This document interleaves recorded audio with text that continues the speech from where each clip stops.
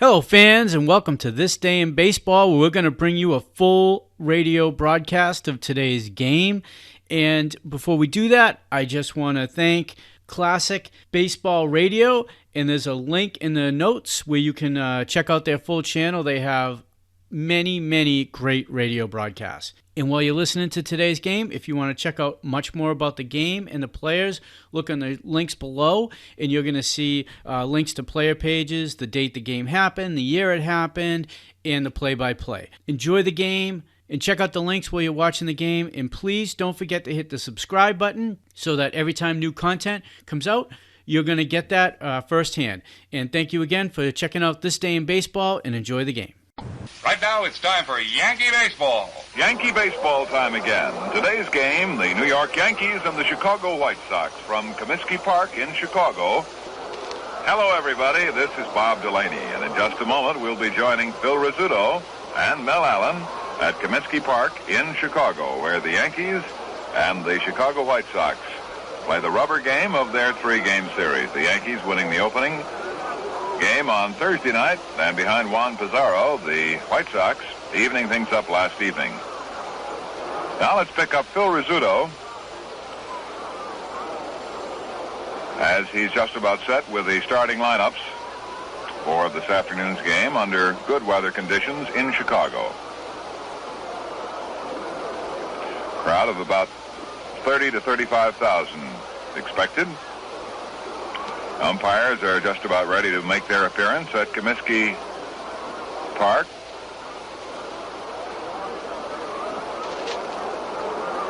And it's just about lineup time with Mr. Rizzuto, who is just about ready to move back of the microphone and move down those lineups. For you. For the New York Yankees, leading off and playing second base, Bobby Richardson. Tony Kubik will be at shortstop, batting second. In right field, batting third, Roger Maris. Mickey Mantle will be batting in the cleanup spot and playing center field. Yogi Berra will be out in left field today with a right-hander going for the White Sox. Yogi batting fifth. At first base today will be Elston Howard. Howard batting in the sixth position. Bob Cerv played the last two games at first base. Did very well, by the way. Johnny Blanchard will be doing the catching and batting seventh. At third base, hitting eighth, Cletus Boyer. And doing the pitching and batting ninth, Ralph Terry. For the White Sox, leading off at shortstop, Louis Aparicio. Nellie Fox will be at second base and batting second. In center field, batting third, Jim Landis. Al Smith will be in right field, batting cleanup. In left field, batting fifth, Minnie Minoso. Doing the catching and batting sixth, Sherman Lala. Andy Carey will be batting seventh, playing third base. At first base, batting eighth, J.C. Martin. And doing the pitching and batting ninth will be Ray Herbert. J.C. Martin at first. Number 21. The Detroit Tigers were beaten last night by the Minnesota Twins, so the Yankees continue to hold a 3 percentage point advantage over the second place Tigers. Baltimore, winning their ball game last night, are 6.5 games behind the Yankees. Cleveland, 8 games behind. The White Sox, 13. Boston, 14.5. Washington Senators, 17. Minnesota, 19. The Los Angeles Angels, 20.5. And Kansas City, who took a doubleheader from Washington, 21.5 games out. All right, now we're about ready to go. Ray Herbert out on the mound for the White Sox has won 7 and lost 8 this year. Against the Yankees, he's won 1 and lost 1. His lifetime mark against New York, 5 wins, 13 defeats, and his lifetime mark in the big leagues, 52 wins and 64 defeats. Herbert was acquired from the Kansas City A's in a trade when Herbert and Andy Carey came over from Kansas City for Al Pilarczyk, along with Al Pilarczyk and Don Larson, 4 men from the A's. In exchange, the A's received Bob Shaw, Jerry Staley, Wes Covington, and Stan Johnson. Herbert is making his 21st appearance of the year. And this is his first appearance against the Yankees since coming to the White Sox from Kansas City. Bobby Richardson will be leading off for the Yankees. And Bobby has had 2 hits in each of the first 2 games played here. He's raised his average to 252. Has 7 doubles, 4 triples, 2 homers, and 27 runs batted in. Frank Crissetti moves down the third base coaching box, and over at first is Wally Moses. The White Sox whip the ball around the infield as Richardson steps into the batter's box.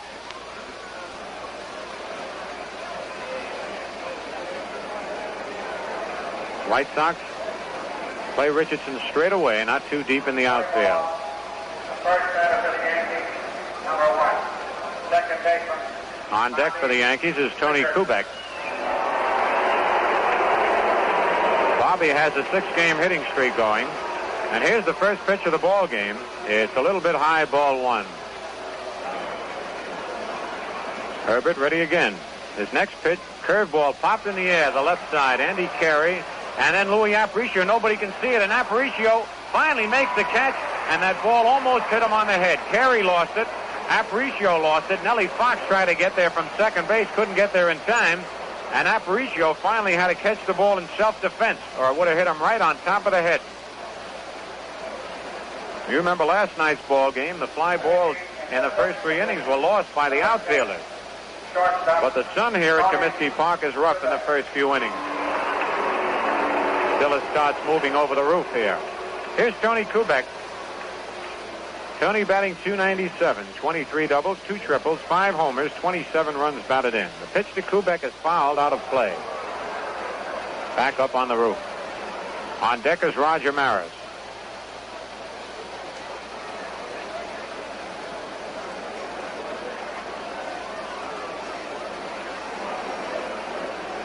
Even though the infielders and outfielders wear sunglasses, sometimes that ball gets right in the sun. They do no good. Again, the outfield playing Kubik straight away. Curveball hits the straightaway center field. Jim Landis flipping the glasses down. He's under this one, and he's got it. That's 2 away, and here's Roger Maris. Maris had a 12-game hitting streak up till last night when he went 0 for 4. Roger batting .284. Has 10 doubles, 1 triple, 34 homers, 82 runs batted in. On deck is Mickey Mantle. 2 out, nobody on, no score in the top of the first. Herbert's pitch to Maris is a curve that's high, ball 1. They used to have a sign on the scoreboard here in dead center that anybody that hit a home run in the dead center field bleachers would get $10,000. That was last year. We don't see it anymore. Fastball is over, strike 1, 1-1. Maybe they've been reading about the long drives that Maris and Mantle have been hitting this year. Or maybe they've been reading that the ball has been souped up a little bit. Either way, the sign is no longer up there. There's a high pop-up to the infield. Aparicio is backing up, glasses down, shading his eyes. He's under it. And he's got it. So Herbert had the Yankees popping up in the top of the first, nothing across. The score at the end of 1/2 inning, the Yankees nothing, and the White Sox coming to bat.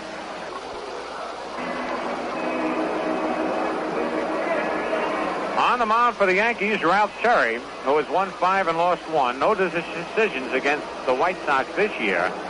His lifetime mark against Chicago, 1 win, 4 defeats, and his lifetime mark in the big league, 37 wins, 47 defeats. This is Terry's 15th appearance of the year and his 14th as a starter.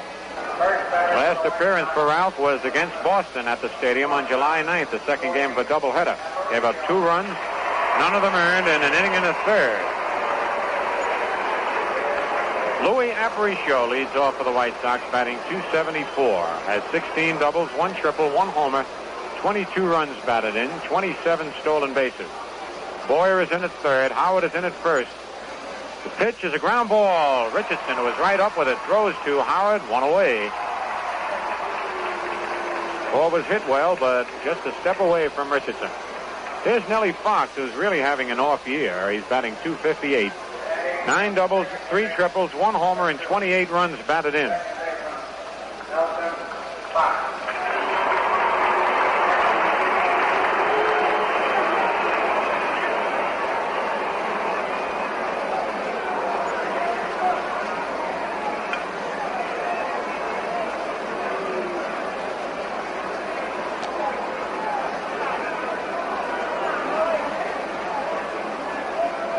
Now Boyer moves a little bit in further and closer to the foul line. Yogi playing Fox like he would a right-hand full hitter in left field. Pitch to Fox is a slow curve that's low, ball one. Mantle shades Fox in left center. And Maris is straight away in right, fairly shallow. Terry's next pitch is line to left field. Yogi is right there. He was playing him perfectly, makes the catch.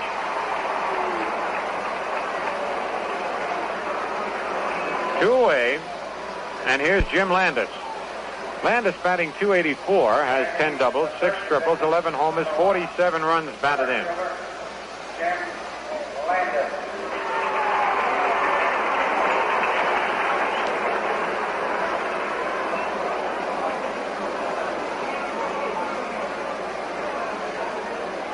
On deck is Al Smith. 2 out, nobody on, no score in the bottom of the first. Pitch to Landis is a fly ball to center field. Mantle going back, and he makes a one-hand catch just as he crashes into the center field fence. And if Mantle had not caught that ball backhand, it would have been a home run. And that was a line drive that started to take off as it got out near Mantle. So the White Sox go down in order in the bottom of the first, nothing across. And the score at the end of 1 full inning. The Yankees nothing and the White Sox nothing.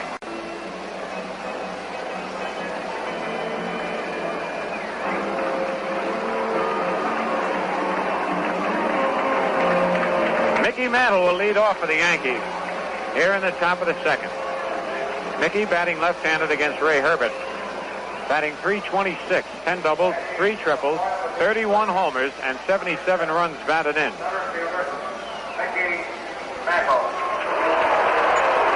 Mickey's 31st home run last night was one of the hardest hit balls we've ever seen. As a matter of fact, Louis Aparicio said it's the hardest hit ball he has ever seen. It was a low line drive, didn't carry higher than 10 feet into the left field seats. Mantle checks his swing on a low curve, ball one. On deck is Yogi Berra.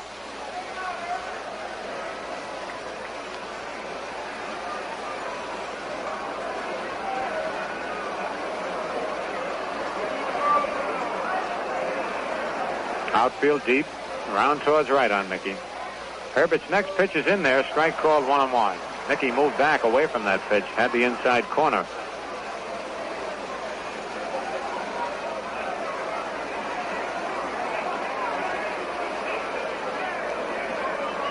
One fastball is low. 2-1 on Mantle. Here's a 2-1 curveball. It's on the inside corner, strike 2. 2-2, both strikes for Mickey. Both of them called, hit the inside part of the plate and had Mickey backing up. Mick steps out of the batter's box now, asks for time. Has kind of a puzzled look on his face. Now he's back in, ready to go. Here's the 2-2 pitch. Strike 3, he tried to check his swing, couldn't do it. It was a high fastball. We had to wait and see what Johnny Stevens called it. Mickey made a half swing. And he's out of there. First strikeout for Herbert. Here's Yogi Berra. Yogi didn't play last night with the left-hander Juan Pizarro pitching for the White Sox. Yogi batting .274, 6 doubles, 11 homers, 35 runs batted in. On deck is Elston Howard. Pitch to Yogi is high, ball 1.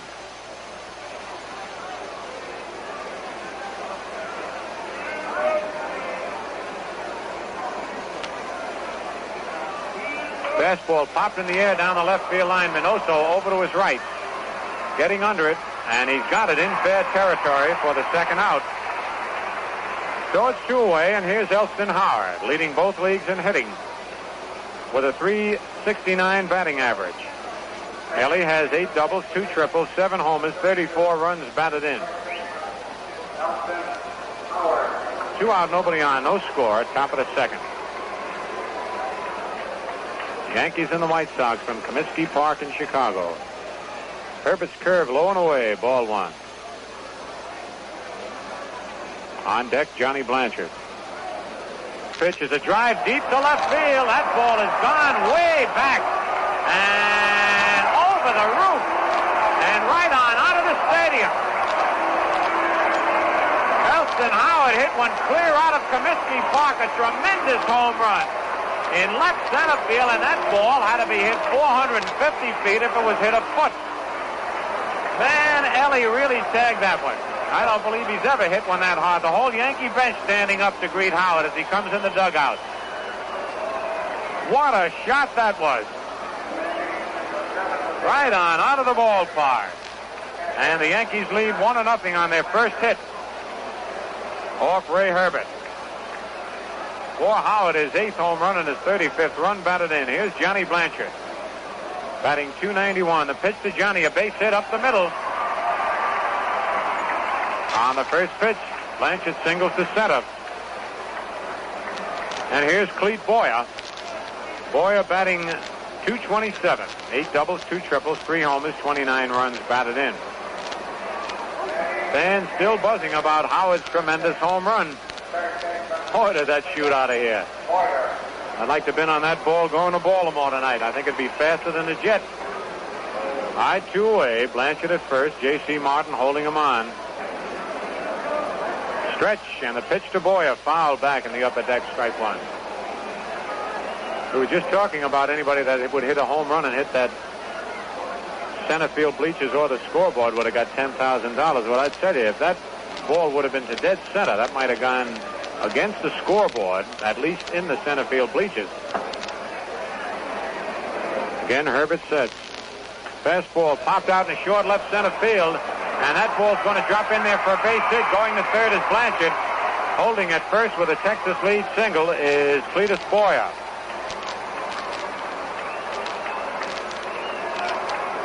So with 2 out here in the top of the second, the Yankees have put together a homer and 2 singles, have runners at first and third, and the batter is Ralph Terry. Terry is batting .345. He's 10 for 29, has 1 double, 1 run batted, and he scored twice.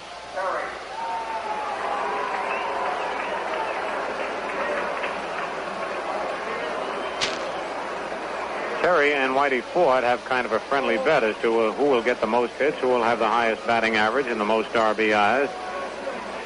Yankee pitchers do that just about every year. All right, Boyer off first, Blanchard off third. The pitch to Terry is a curve and it's low, ball 1. Bobby Richardson on deck. Terry digging himself a deep hole in the batter's box with his right foot, standing up in front of the plate. Here's the stretch. The curve is hit on the ground to the shortstop. Aparicio flips to Fox for the force on Boyer coming in. But the Yankees come up with 1 run on 3 base hits. No White Sox errors, 2 men left, and the score at the end of an inning and a half, New York 1, Chicago nothing. Before we start the bottom of the second, we'll pause for station identification.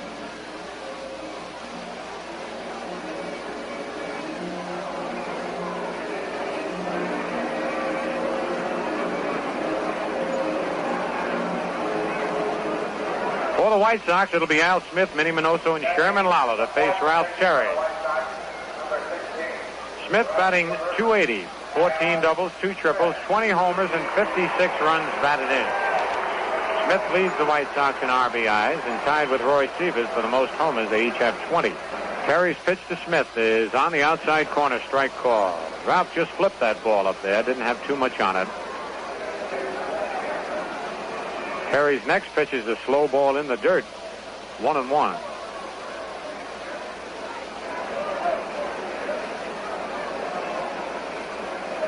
Ralph holds the ball in his glove with his right hand down at his side as he checks the sign. Now the short windup.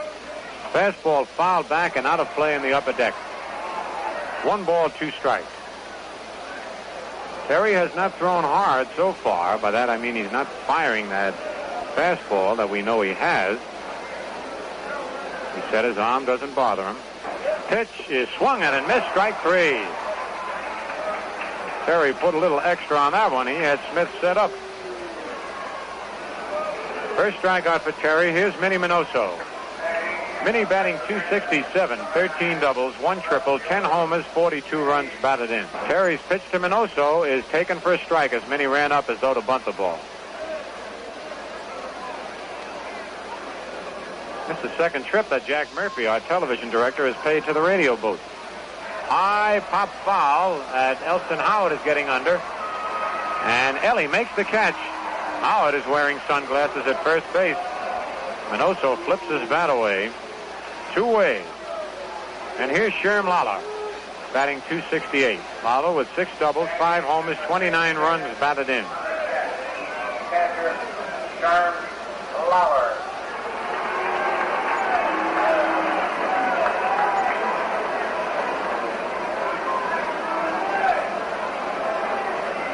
Terry's pitch to Lala, low inside, ball 1. On deck is Andy Carey. Carey's 2-0 pitch. Low, ball 3, 3-0. As we told you before, Terry has not thrown hard, maybe 1 or 2 pitches. So Ralph Houck got Coates loosening up in the Yankee bullpen. 3-0 pitch. Bounces off Blanchard's glove, and Carey's going down to first base. He rounds the bag, but then holds on as Terry has to come in and pick up the ball. Blanchard lost it as it kicked off his glove, went to the right. Johnny broke to his left. Just a base on balls. First one given up by Terry. And Ralph Houck now is standing on the steps of the Yankee dugout. He's quite concerned. Terry, as you know, was out for almost a month with a bad right shoulder. And he lasted just an inning and a third the other day against the Red Sox. Here's J.C. Martin, first baseman, batting .226. 6 doubles, 3 triples, 5 homers, 21 runs batted in. Ball game all tied up 1-1 on homers by Howard and Lala. Stretch by Terry. Pitch is over. Strike 1 call.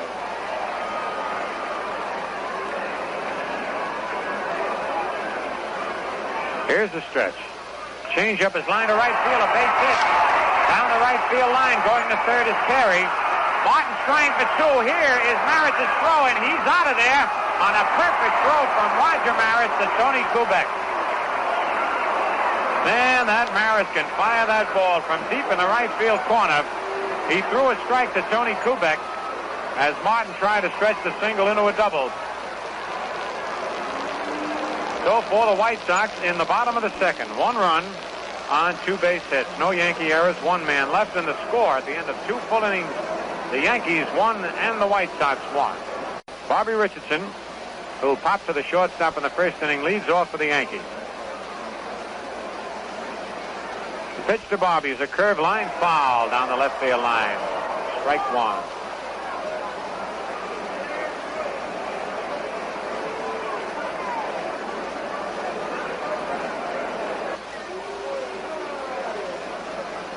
Ray Herbert out on the mound. He broke in with the Detroit Tigers. 1 ball, 2 strike pitch. Curve, pop to short left field. And this ball is trouble, and it drops in for a base hit. Bobby's going to try for 2. Here's the throw. And Richardson is out at second base on a perfect throw by Minoso. Holy cow. 2 great throws. 1 by Maris, 1 by Minoso. Richardson did stumble slightly as he rounded first base. But Minoso's throw to Nellie Fox was in time as Bobby tried to stretch the long single into a double. So it's 1 away, and here's Kubik, who flied to center field in the first inning. That's the 4th hit off Herbert. Roger Maris on deck.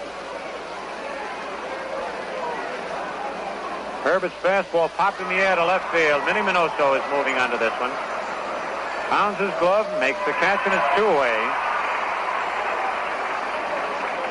That'll bring up Maris, who popped to the shortstop in the first inning. On deck, Mickey Mantle. Herbert goes to the rosin bag. Here's his windup. Pitch is hit deep to right field, and that one, if it stays fair, is gone. And there's home run number 35 in the upper deck. Roger Maris hits his 35th home run in the upper deck in right field, fair by about 10 feet. And it looks like home runs are nothing today, as the Yankees now lead 2-1. And there are the Yankee teammates congratulating Maris. Man, what a year he's having. 35 homers and 83 runs batted in. Here's Mickey Mantle, who struck out in the second inning.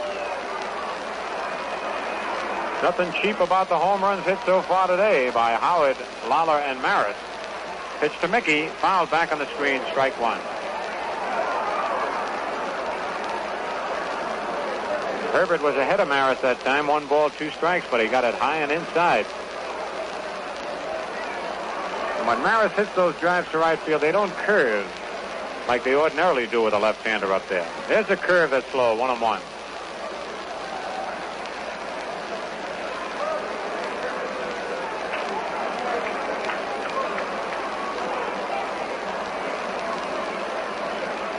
Herbert comes back with a fastball that's high, 2-1.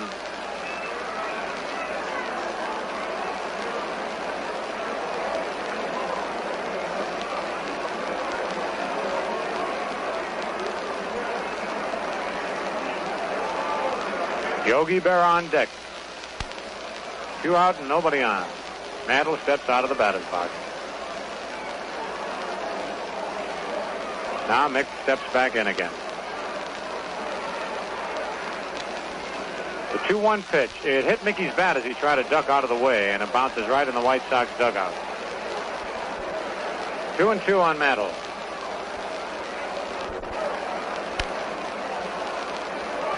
Here's the 2-2 pitch. It's high, ball 3, 3-2.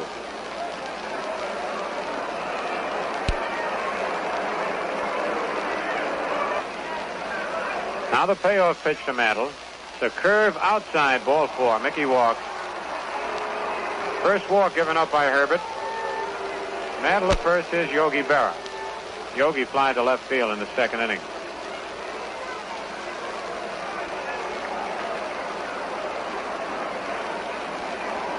On deck, Elston Howard. Mantle leading off first. The pitch to Yogi is high and away, ball 1.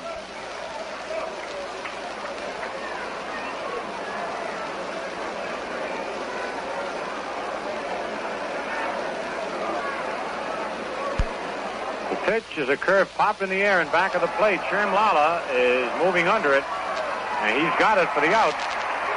Yogi fouls out to the catcher. The Yankees come up with 1 run on 2 base hits. No White Sox errors. 1 man left, and the score at the end of 2.5 innings. Yankees 2 and the White Sox 1. Say, that new power mower sure looks easy to operate, George. Yeah. Wish our car performed half as well. What's the trouble? Oh, idles like a vibrating machine. Stalls all over the place. Sounds familiar. Your car the same way? Used to be. Turned out the carburetor was full of dirt. Oh? What did you do? Cleaned it, of course. Say, that must have been a big job. Nothing to it. I just started using Atlantic Imperial gasoline. What's that got to do with it? Hey, where have you been? I thought everybody knew by now that Atlantic Imperial gasoline cleans your carburetor as you drive and keeps it clean. Atlantic Imperial. And it worked for you? It worked for me. Boy, I'll have to start using Atlantic Imperial gasoline right away. Meanwhile, back to the grass. That's one problem Atlantic Imperial can't solve.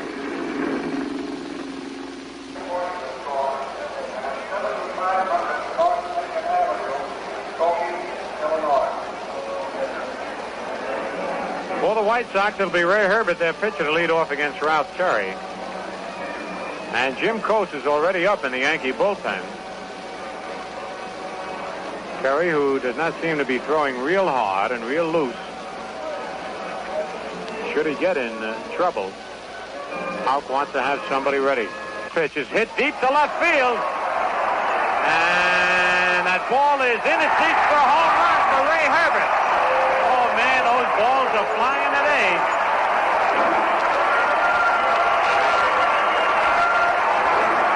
And there goes the scoreboard.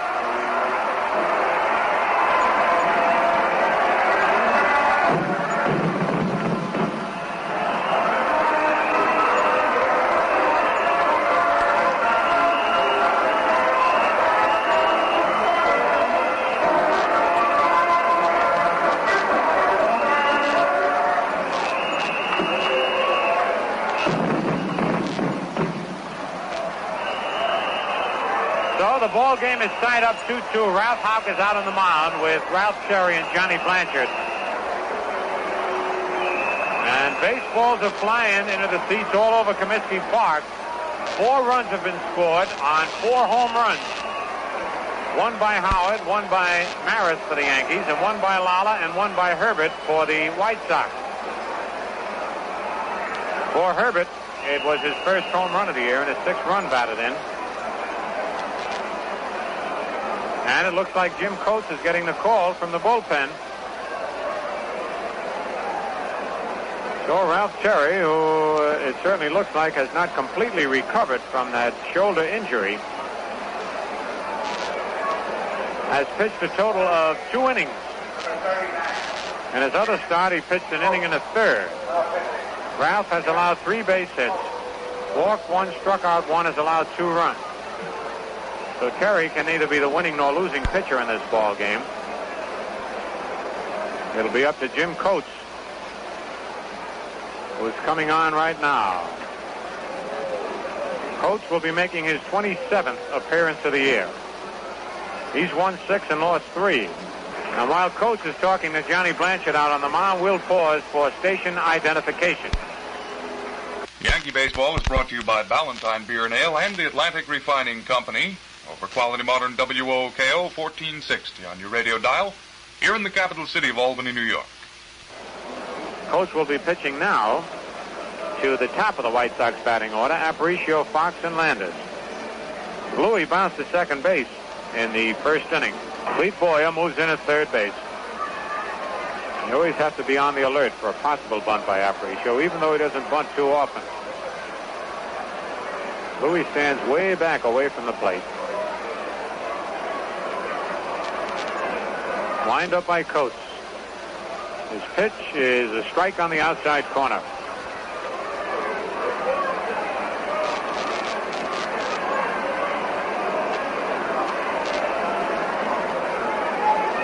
Coates comes back with a fastball that's popped in the air. Bobby Richardson's calling for it. Kubik right alongside of him. Bobby makes the catch, 1 away. That'll bring up Nellie Fox, fly to left field in the first inning.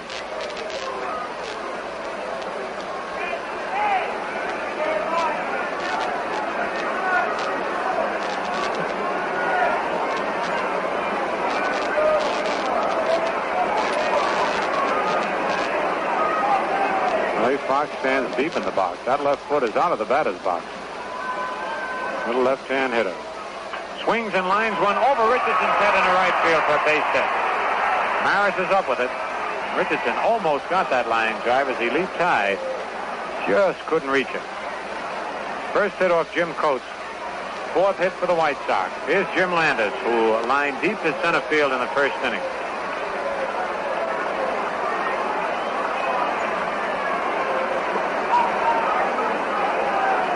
On deck is Al Smith. Howard holds first against Fox. Stretch by Coates.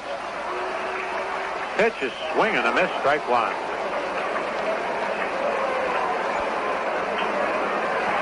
The stretch, pitch to Landers, lined in the hole out to left field, a base hit. Fox round second, holds on. Yogi's throw cut off by Kubik. A hard shot between Boyer and Kubik out to left field. The White Sox have runners at first and second with 1 out, and here's Al Smith, who struck out in the second inning.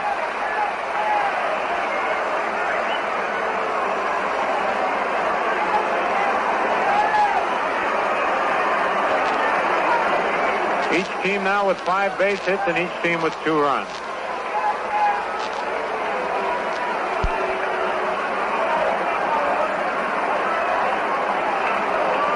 On deck is Minnie Minoso.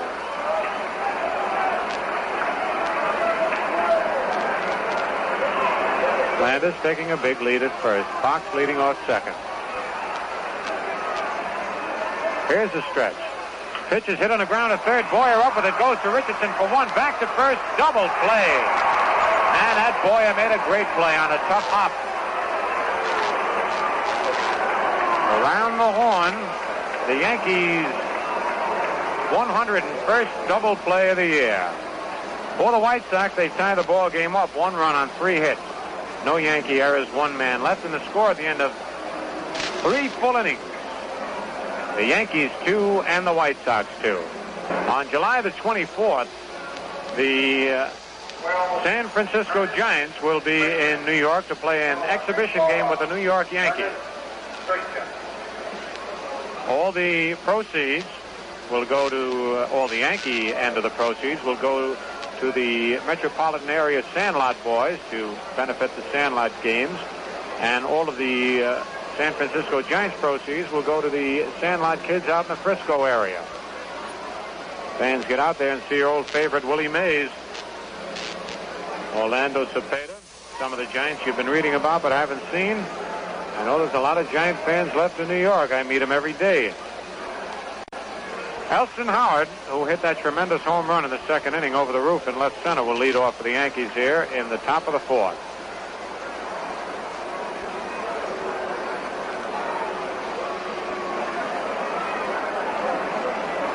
Ray Herbert out on the mound for the White Sox. The pitch to Howard is over the outside corner, strike call.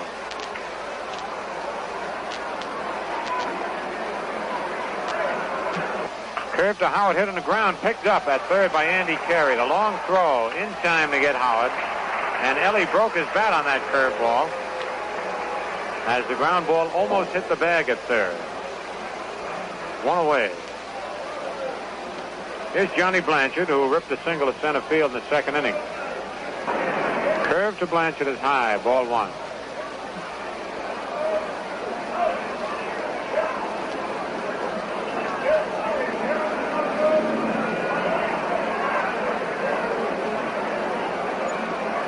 Herbert's next pitch is a curve on the outside corner, 1-1. Clete Boyer on deck.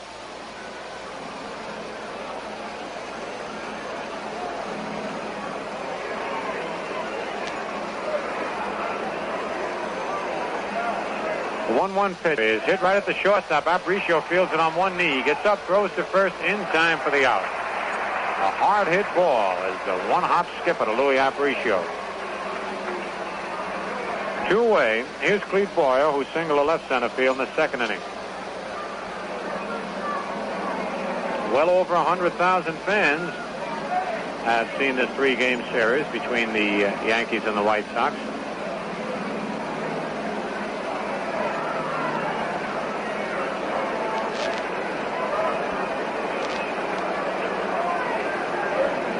Two out now, nobody on.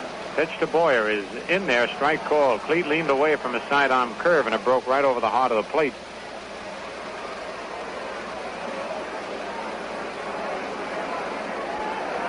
Herbert's next pitch is fouled back in the upper deck. 0-2.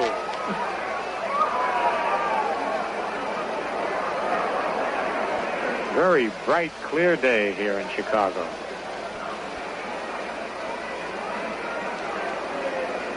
Pitch is a ground ball hit to third. Carey coming in, up with it, fires to Martin in time for the out. They got Boyer by a step. The Yankees go down in order in the top of the 4th, 0 across, and the score at the end of 3.5 innings, New York 2 and the White Sox 2. Minnie Minoso will lead off for the White Sox here in the bottom of the 4th, score tied 2-2. Jim Coates out on the mound for the Yankees. Pitch to Minoso inside, ball 1. Ralph Terry, by the way, has gone out to the center field bullpen and is still throwing. Terry started for the Yankees, went 2 innings, gave up 3 hits and 2 runs, and Ralph trying to work the stiffness out of his shoulder. He wasn't throwing free and easy. There's a swing and a miss, and the bat goes into the stand.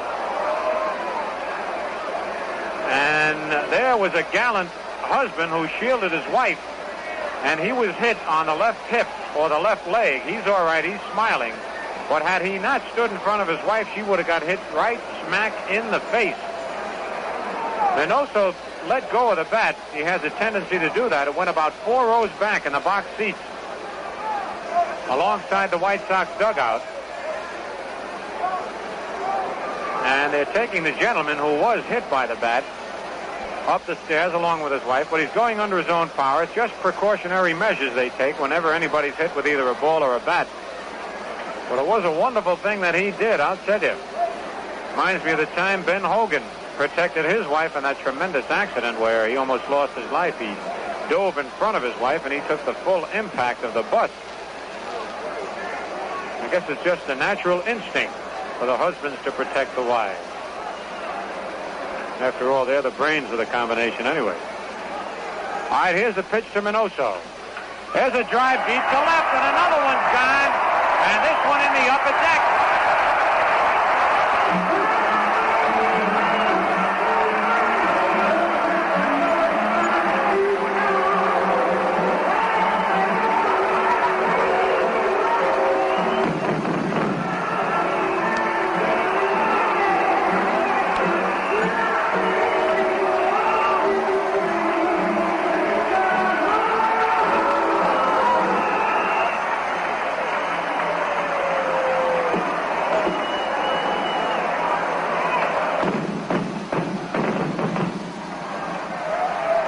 Those fireworks are over before you say anything.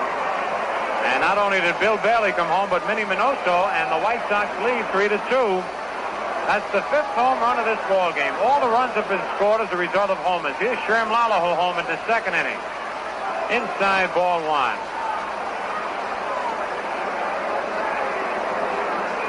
Minoso picks up his 11th homer and 43rd run batted in as the White Sox lead 3-2. The wind-up by Coates. The pitch to Lala almost hit him. Ball 2-0. Yogi that time didn't even move after the ball. He just turned around and watched it sail into the upper deck. And the air is very light today, as we told you, very clear. The wind blowing out. And anything hit up in the air really travels. 2-0 on Lala. The pitch inside again, ball 3-0.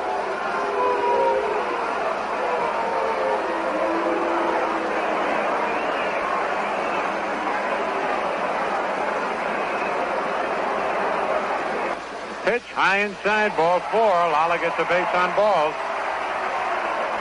That's the first walk given up by Coates. It brings up Andy Carey, who walked in the 2nd inning. Ralph Cherry walked Carey while he was in there. Detroit has scored in the bottom of the 5th, and they lead 1-0 at the end of 5.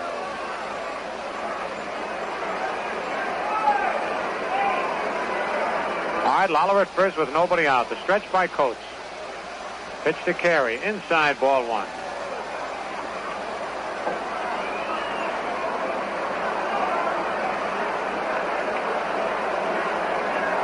Here's his stretch. Pitch is line to right center field, a base hit. And that ball's rolling to the wall. And Lala's going to score. They're waving Lala around. Carey's going to drive to third. Here comes the relay, and Carey is in at third with a triple.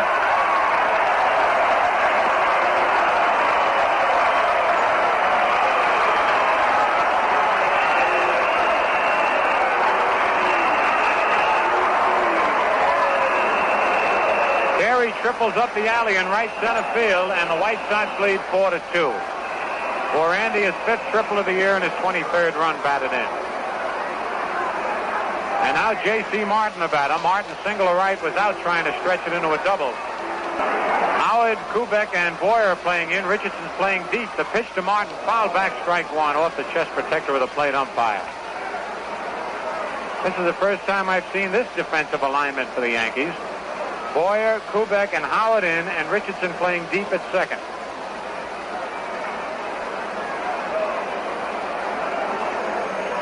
Something that Ralph Houck has worked out in his spare time.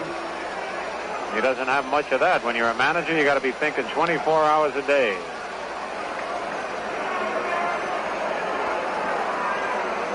One strike on Martin. Carey leads off third. The pitch is high. Ball 1-1-1.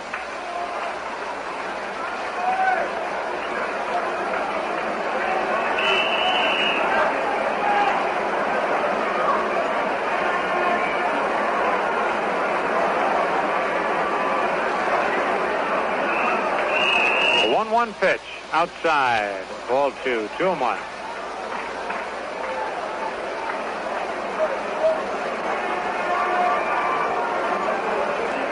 Coates takes a glance at Carey. Here's the pitch to Martin. Foul back in the upper deck. 2-2.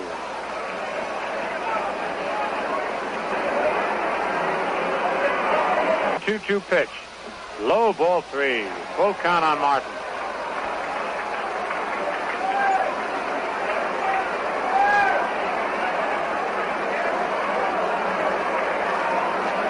Now the payoff pitch. Outside, ball 4. Martin goes down to first base. And the batter will be Ray Herbert, the pitcher, who homered into the left field seats in the third inning.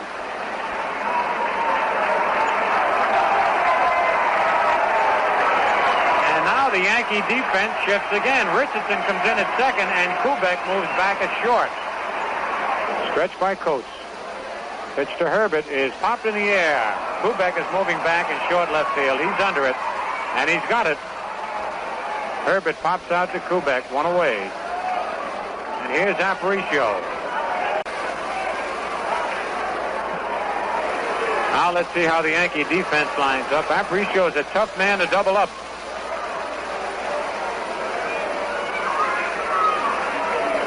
The Yankee infielders at short and second, Kubik and Richardson looking in at Ralph House. Boyer is even with third. Howard's holding first against Martin. And Kubik and Richardson are playing halfway. They're not in and they're not back. Here's a stretch. Pitch to Louis. A foul that's coming back out of play. Strike one.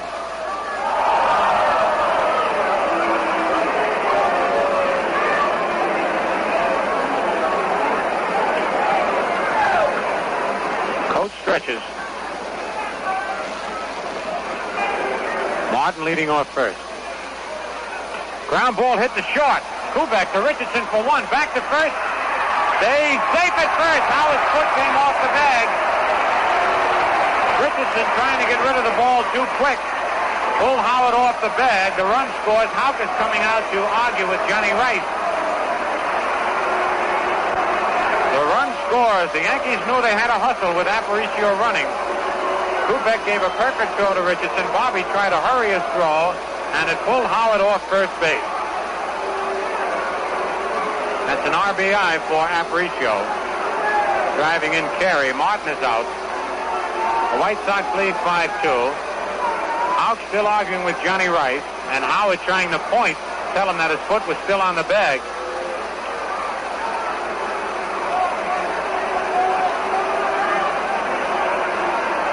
Jim Coates trying to pull Howard away from John Rice.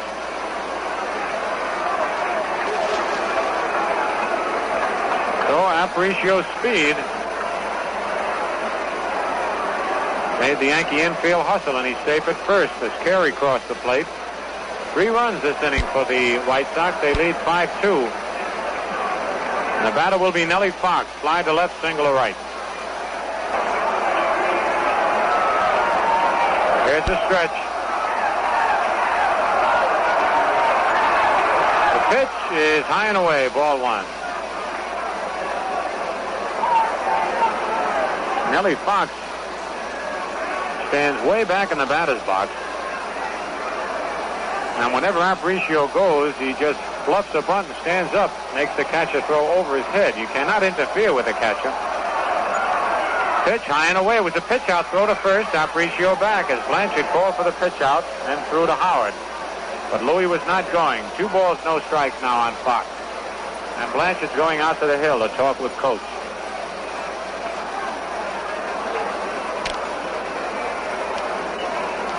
While he's talking with Coates, we'll pause for station identification. Yankee Baseball is brought to you by Ballantine Beer and Ale and the Atlantic Refining Company through the facilities of Quality Modern WOKO 1460 on your radio dial here in the capital city of Albany, New York. WOKO time 4 o'clock. And now we're ready to go. 2 ball, no strike count on Fox. Here's the stretch. The pitch is high and away, ball 3. And naturally, Coates has to worry about Aparicio at first, and so he's not been able to pay too much attention or as much as he liked to Nellie Fox, and he's got a 3-0 count.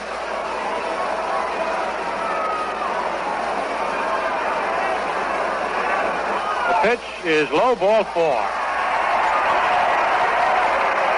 That's the third walk given up by Coates, all 3 of them here in the bottom of the 4th. Aparicio to second, Fox at first. Here's Jim Landis, who lined to center and single to left. 2 out, 2 on.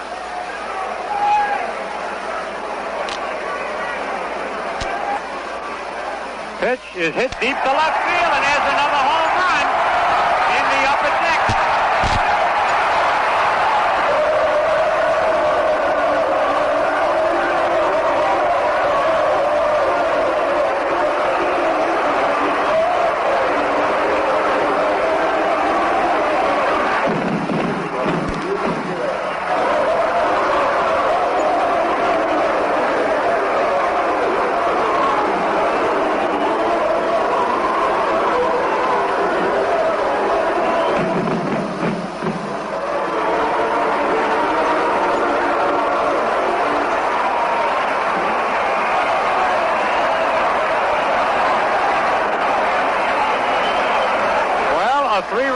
By Jim Landis, and the White Sox lead 8-2. That brings up Al Smith. He's the 9th man to bat in this inning. Smitty struck out, hit into a double play. Pitch is a base hit to left field. A base hit to left field by Al Smith. The 6th hit off Coates and the 8th hit for the White Sox. Here's Minoso, who led off this inning with a home run. Then he also popped to first. The 10th White Sox batter here in the bottom of the 4th.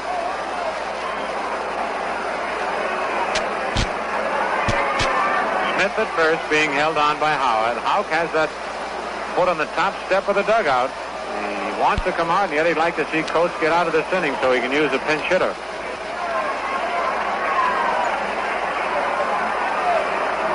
Stretch by Coates. Pitch high inside, ball 1.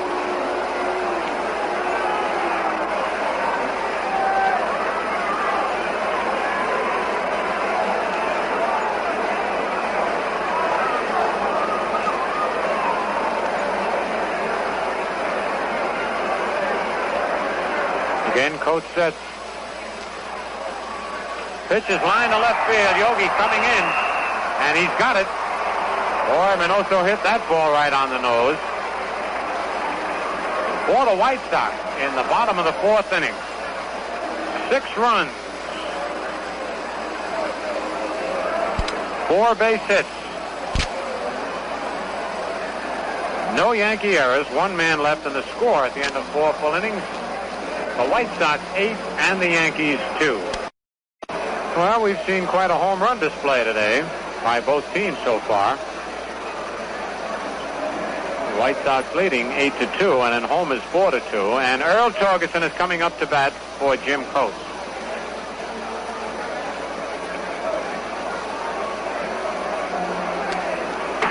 Torgerson batting .071.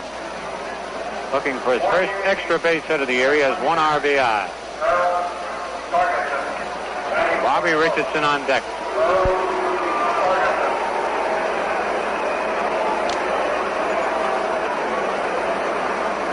That close play at first base cost the Yankees 3 runs. If Howard could have held his foot on the bag, they'd have been out of the inning. But then Fox walked and Landis homered. Pitch to Torgerson. A high fly to short center. Jim Landis is coming in. He's calling for it, and he's got it. 1 away. Here's Bobby Richardson. Bobby popped to short, single to left, and tried to stretch it into a double. Was thrown out by Minoso. 1 away.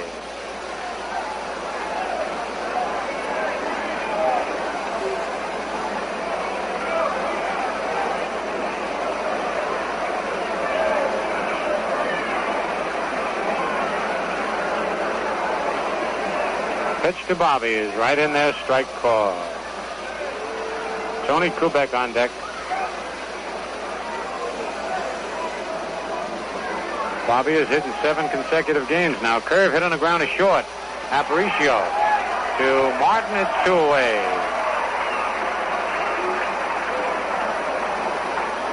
That'll bring up Kubik. Fly to center, fly to left.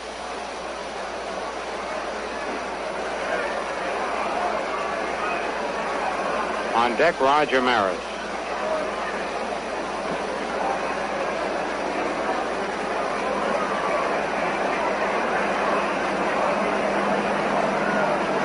Pitch to Tony is a curve low, ball 1.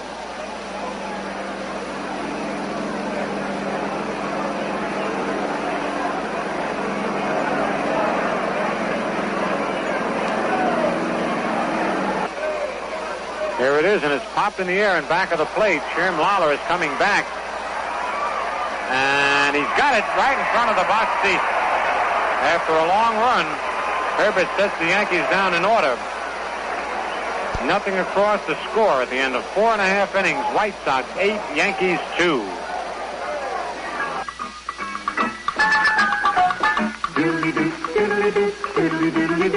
The crisp refreshers Untitled Chapter. The crisp refresher precisely right.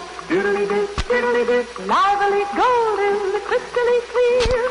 The crisp refresher. Valentine, Valentine. Valentine, Valentine beer. Everybody clap your hands, tap your feet. Snap your fingers. And that's the man for Valentine. The crisp refresher. Valentine, Valentine. Sing it again, oh Valentine, Valentine. Crisp refresher. Beer. Since 1840, America's finest. Tex Clevenger is coming on to pitch for the Yankees. Clevenger making his 27th appearance of the year.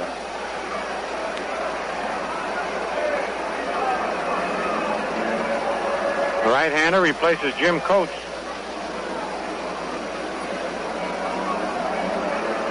Coates worked just 2 innings.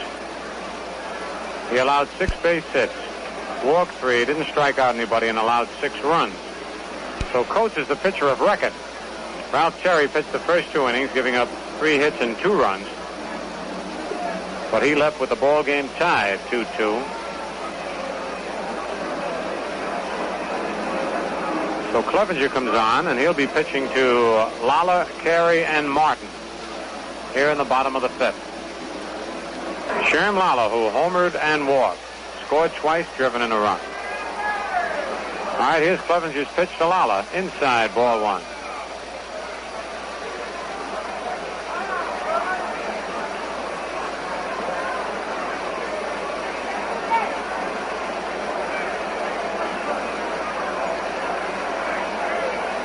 The 1-0 curveball is hit on the ground. A base hit to left field.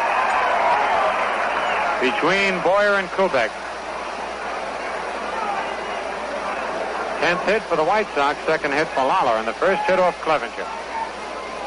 And here's Carey, who has walked and tripled. Carey has scored once and driven in a run.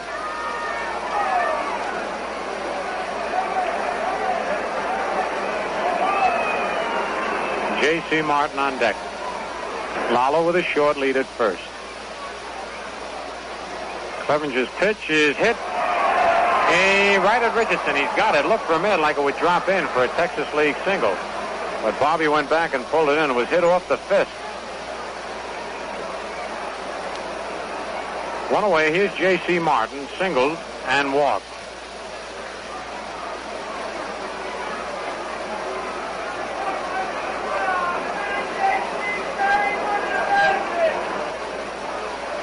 Pitch is a swing and a miss. Strike 1.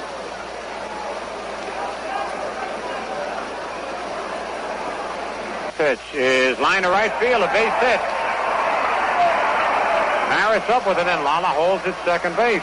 Boy, that Maris, he's another infielder out there. It's hard to take that extra base with a single to right.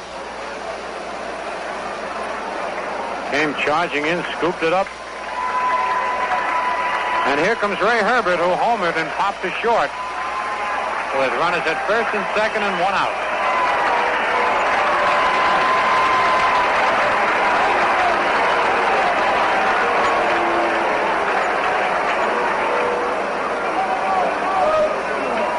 Hits for the White Sox. Second hit off Clevenger. Howard is in at first. Boy is in at third. Even though there's one out, they're looking for the possible sacrifice. The stretch, and Herbert swings, fouls it back in the upper deck.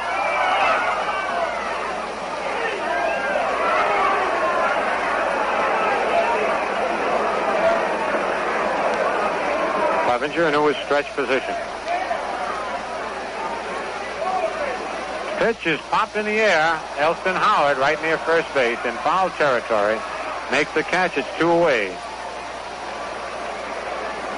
That brings up Aparicio, who bounced to second, popped to second, and then bounced into a fourth play. Louis has scored 1 run. He's driven in a run. With runners at first and third, he hit to Kubik, and the Yankees just missed the double play on him. It actually cost them 4 runs on that play, because 1 run scored on the fourth play by Aparicio, and then after Aparicio was safe, Fox walked and Landis hit a 3-run homer. So Louis' speed has given the White Sox 4 extra runs. Pitch to Aparicio is high, ball 1.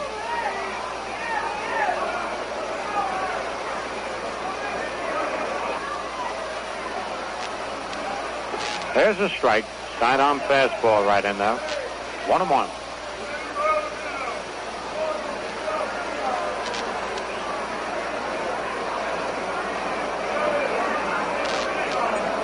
Popped in the air to center field. Mantle is right there.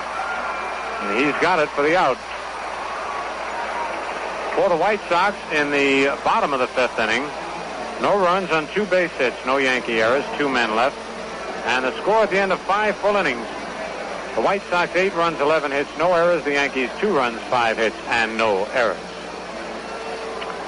Well, we've been telling you just about every day of the latest acceptances to Old Timers Day. And from all these names, you'll realize that this is sure to be one of the outstanding Old Timers attractions ever. And as you know, this year the Yankees are honoring the all-time Brooklyn Dodgers, New York Giants, and New York Yankees who played in New York. Plus the latest member of the Hall of Fame, Max Carey, who will be inducted at Cooperstown just a few days before the big affair at the stadium. Carey will be one of several Hall of Famers present. The others expected: Frank Home Run Baker, Frank Frisch, Bill Terry, Zach Weiss, Joe McCarthy, and Joe DiMaggio. Remember, this year's program starts at 1, and after the introduction of each of the celebrities, there'll be a short game that'll feature the Yankee old-timers versus the Dodger Giant old-timers.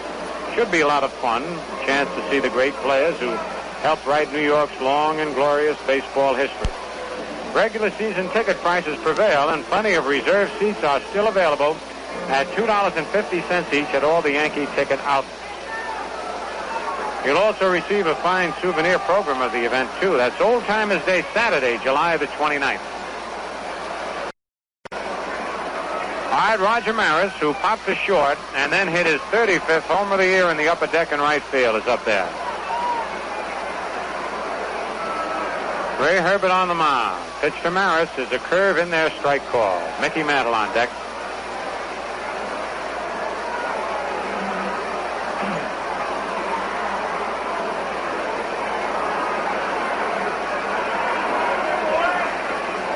Herbert's next pitch is swing and a miss, strike 2. 0-2.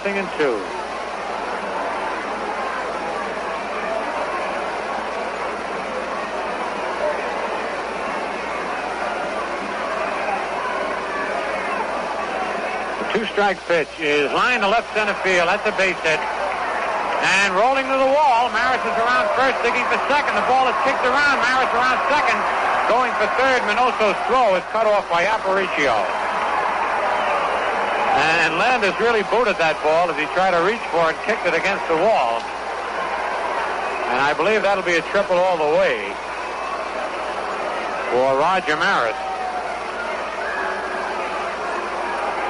A triple up the alley in left center field. sixth hit off Herbert, Maris's second base hit. And here's Mickey Mantle, who struck out and walked. For Maris, that was only his second triple of the year. He specializes in home runs.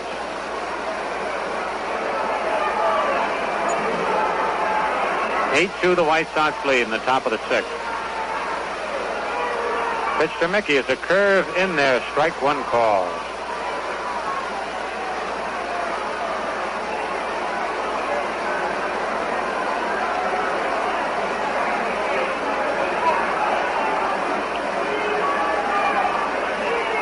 Fastball inside, 1-1.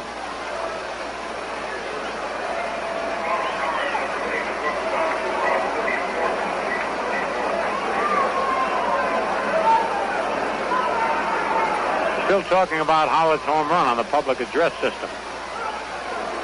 Went over the roof, bounced across the street. Fastball low. 2 balls, 1 strike.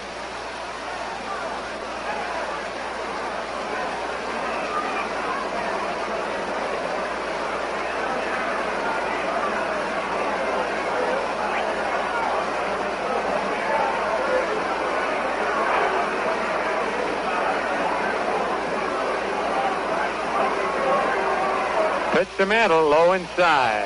Ball 3, 3-1.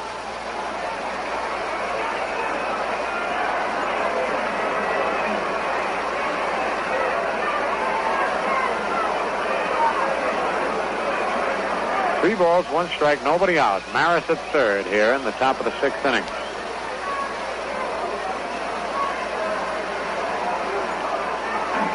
(3-1) pitch, swing and a miss, strike 2.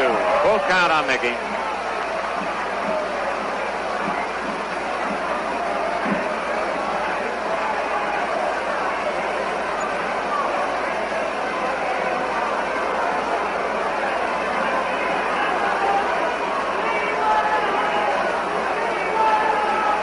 Now the payoff pitch.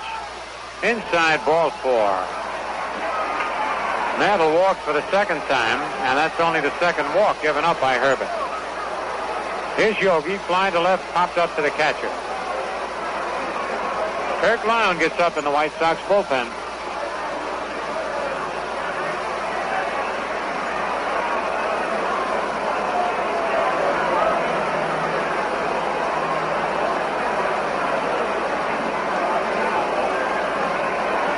Mantle at first, Maris at third.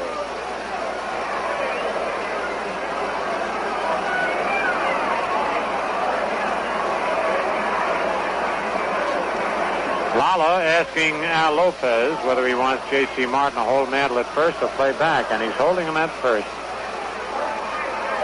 Pitch to Yogi, foul to the left of the plate, strike 1.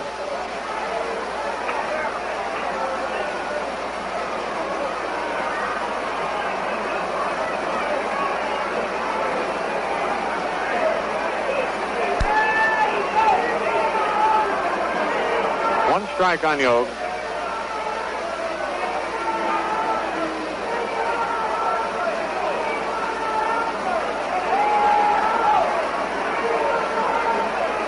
Here's the stretch by Herbert. Pitch is a ground ball foul outside of first. 0-2 on Yogi.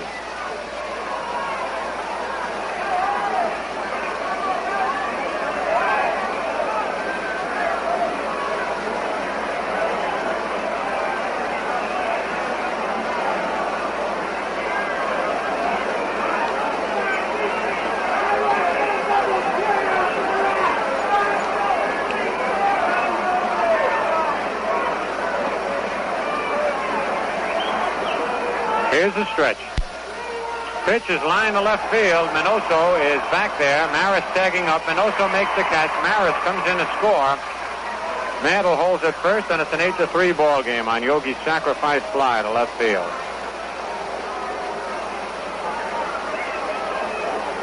Maris scores for the second time.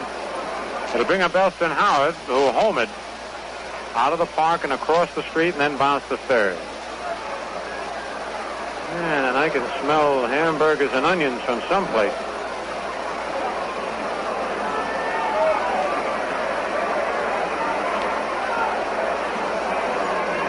One away.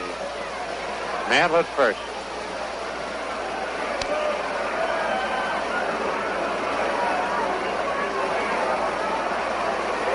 Pitch to Howard is line to right field, a base hit.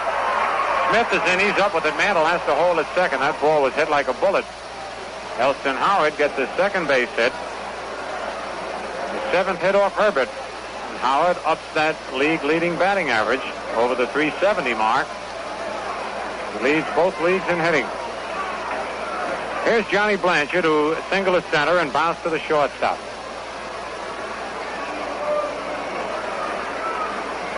8-3. You can never tell on a day like this with the wind blowing out. In a ball game like this, no lead is safe. Howard at first, Mantle at second. The stretch and the pitch to Blanchard is lined to right center field. Landis digging deep, and he can't get it. Bounces off the wall, and 2 runs are going to score. Blanchard holds. No, he's coming around as Landis drops the ball to third base. Mantle and Howard score, and we'll wait and see if they give Landis an error. He had the ball. Blanchard stopped at second, and Landis dropped it, and Blanchard went to third.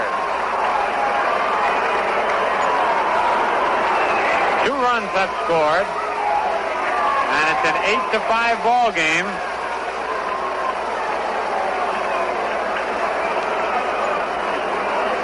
Well, it looks like there's no error on the play, and that Blanchard will get a triple all the way. 2 runs batted in for Johnny. Al Lopez is out on the mound, talking with Ray Herbert. That'll give us time to pause for station identification.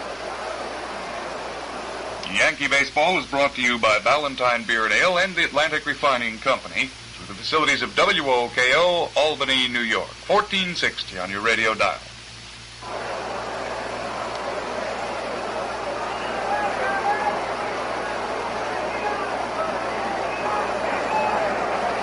Well, that's going to be all for Ray Herbert. And Turk Lown will be coming in. Herbert pitched a total of 5 1/3 innings. He allowed 8 hits, walked 2, struck out 1, and he's allowed 5 runs. Should Blanchard score from third, that'll be charged to Herbert.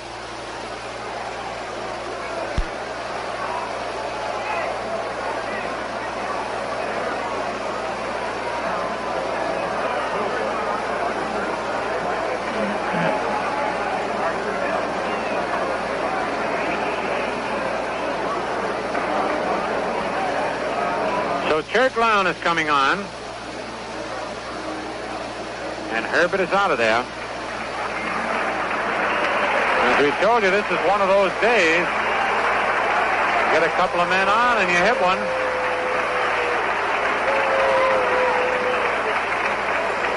Lown is making his 33rd appearance of the year.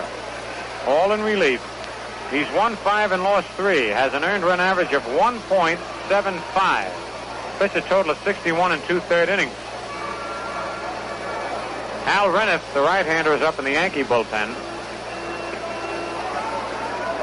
Elston Howard is now batting a gaudy .374.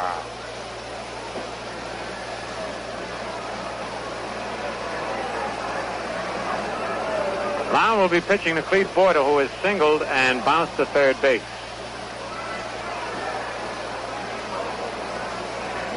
Yankees have scored 3 runs here in the top of the 6th with 1 away. And Blanchard at third base.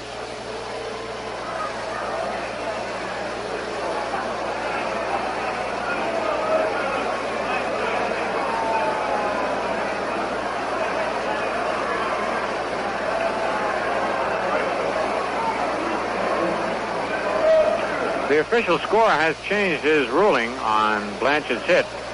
He has now given Blanchard credit for a double and 2 RBIs and an error charge to Jim Landis, allowing Blanchard to go to third base. All right, the White Sox are playing their infield back with 1 out. The Pitch to Boyer is a curve outside, ball one.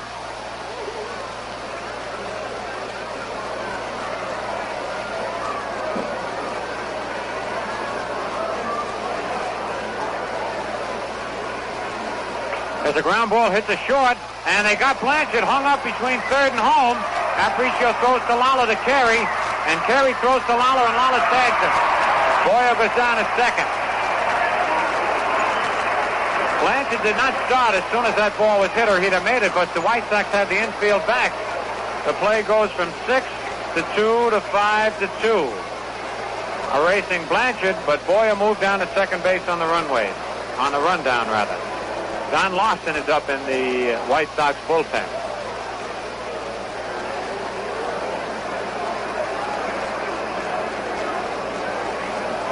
That was an unusual play in the first place, with Lopez having the infield back. And then when the ball was hit, Blanchard stopped to take a look. Aparicio came up with it. He was going to throw to first, and he saw Blanchard only halfway and threw home. Hector Lopez is coming up to bat for Tex Clevenger. With Boyer at second and 2 out, and the White Sox leading 8-5. Lopez batting .203, 4 doubles, 2 homers. 13 runs batted in.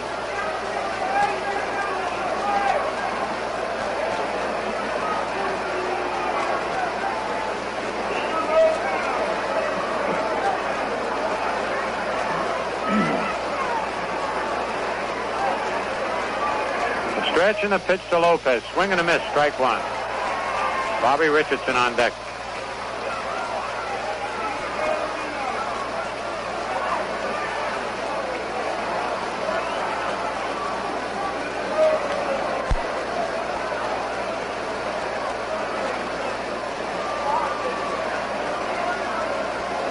One strike on Hector, who's up there batting for Clevenger. The stretch, the pitch is a line drive base hit to right center field. Boyer will come on to score, and Lopez holds at first with a long single.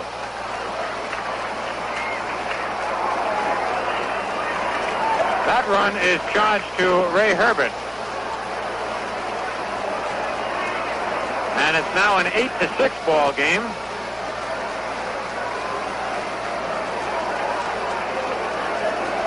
And the batter is Bobby Richardson. Popped to short, singled, and bounced to short.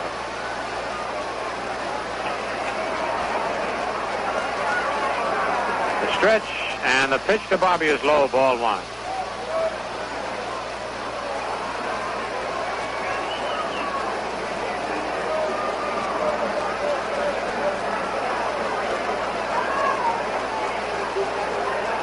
Curve is high, ball 2, 2-0.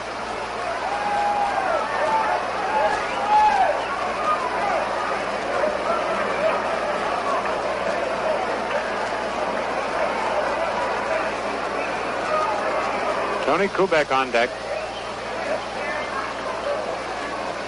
Stretch by Lau. Pitch is low, ball 3. 3-0. Aparicio is throwing his glove up in the air out at shortstop. You can never ease up in a game like this. Pitch is over, strike call, 3-1.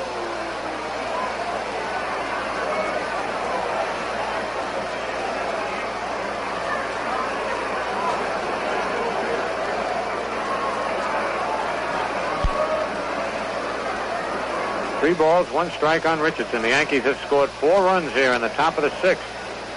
The White Sox leading 8-6. Lopez at first. Pitch is in there, strike 2, as Richardson started down at first base. Thought the pitch was high.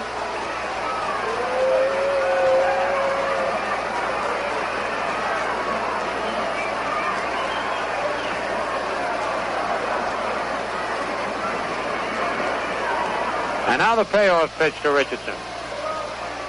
Ground ball at second. Fox up with it. Over to Martin for the out. For the Yankees in the top of the 6th inning, 4 runs, 4 hits. 1 White Sox error, 1 man left, and the score at the end of 5.5 innings. Chicago 8, New York 6. Al Reniff has come on to take over for the New York Yankees. As Tex Clevenger pitched just 1 inning. Tex allowed 2 base hits, didn't walk anybody or strike out anybody or allow any runs. So Reniff will be coming on. The youngster has pitched a total of 8 2/3 innings, given up just 4 hits. He has no one-loss record, but he has not allowed any runs. This is his 7th appearance of the year. And Reniff will be pitching to Nellie Fox, Jim Landis, and Al Smith here in the bottom of the 6th inning, with the White Sox leading 8-6.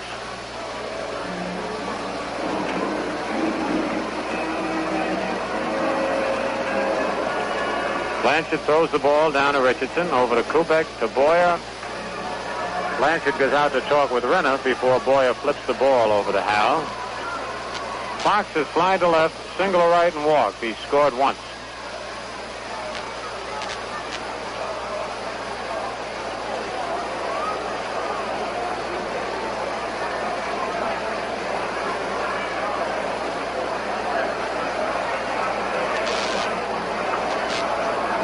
The young right-hander goes to the rosin bag, rubs up the ball. Getting ready to make his first pitch to Nellie Fox.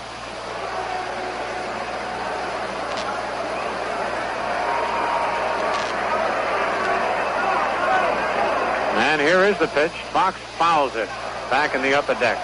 Strike 1.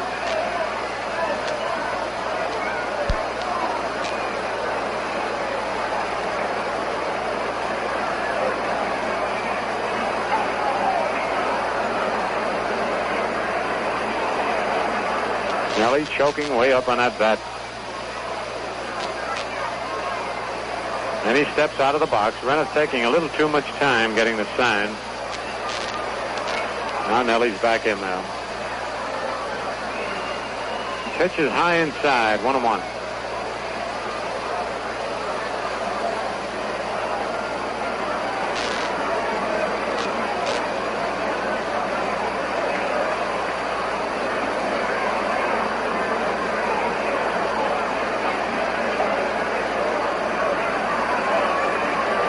Here's the 1-1 pitch. A fly ball to left field. Yogi Berra moving to his right. In foul territory, Yogi makes the catch. Yogi plays Fox like he would a right-hand pull hitter. So Nellie can't get a ball between Yogi and the foul line. Here's Jim Landis, line to center, single to left, and homered in the upper deck. He scored once, driven in 3. 1 out. 8-6, White Sox lead in the bottom of the 6th.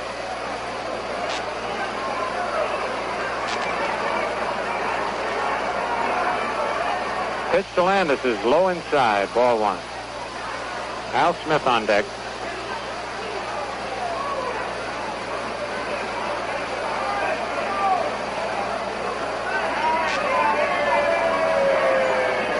Next pitch is fouled back in the upper deck.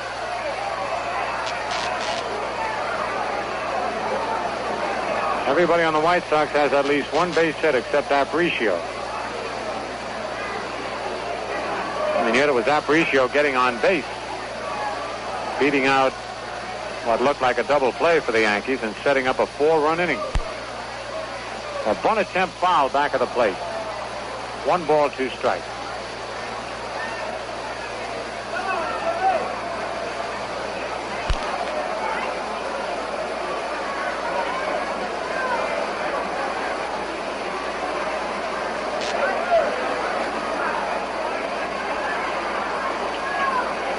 One out, nobody on.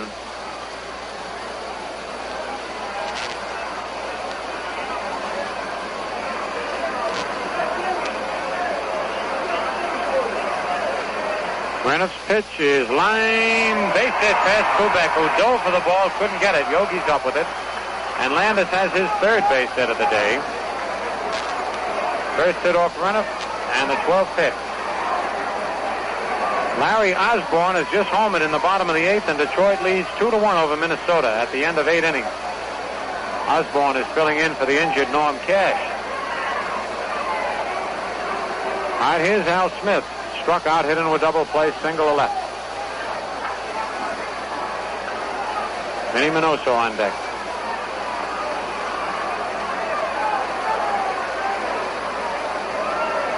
Pitch to Smith is popped in the air. Bobby Richardson is moving back. He's calling for it in short center field. And he one-hands it as the wind took that ball back. He had to reach back and grab it one-handed. That's 2 away. And here's Minnie Minoso. Popped to first, homered, and lined to left.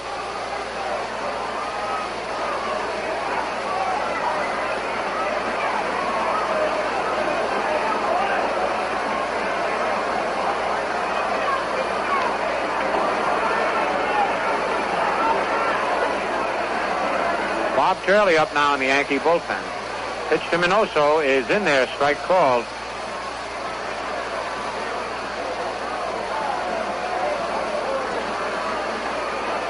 Two out. Landis at first.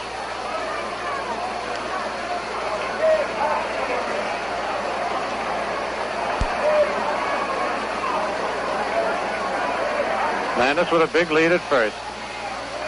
Curve is hit out in the right center field. Maris moving to his right. Still going back, and he takes it. So for the White Sox in the bottom of the 6th, no runs on 1 hit, no Yankee errors, 1 man left. The score at the end of 6 full innings, the White Sox 8 runs, 12 hits, 1 error. The Yankees 6 runs, 9 hits, and no error. And coming along in just a little while, the carrier the rest of the way will be the voice of the Yankees, Mel Allen.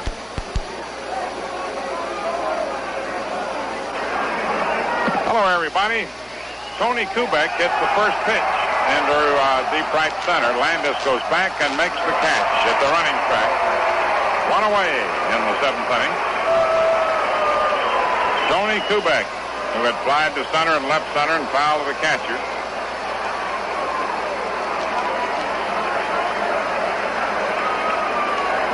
Skies to deep right center on the first pitch. Now Roger Maris popped to short. It is 35th homer and triple to right center. Turk Lown in relief of Ray Herbert. 8-6 White Sox, 7th inning. Right-hander ready. The pitch is low, ball 1.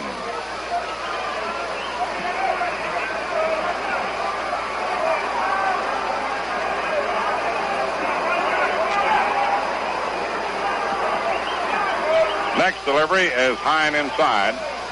Ball 2, 2-0.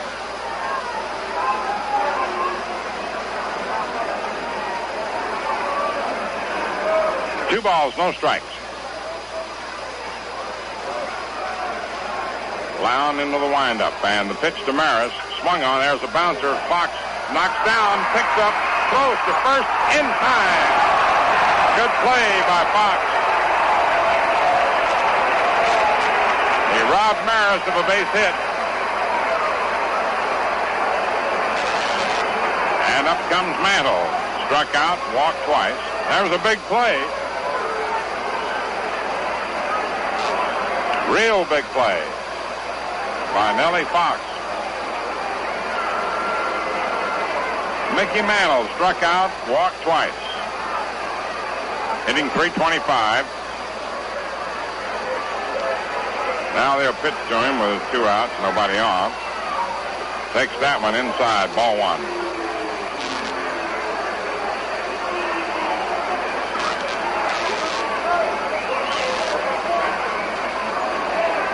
Turk Lown on the mound.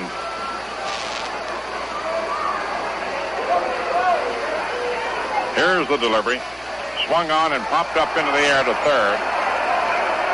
Andy Carey under it in fair territory makes the catch. And the side is retired. No runs, no hits, no errors, no one left on. At the end of 6.5 innings of play, Chicago 8, New York 6. No matter where you are. In Queens County, Kings County, Westchester, Norwalk, Greenwich, Coscob. Oh, sorry, we don't stop there on Saturday afternoon. But we stop there on Friday, so we got plenty there for you. Enjoy a golden glass full soon. Showman Lawler up last of the 7th. Hal Renniff pitching. White Sox leading 8-6. The right-hander's delivery in there, strike one.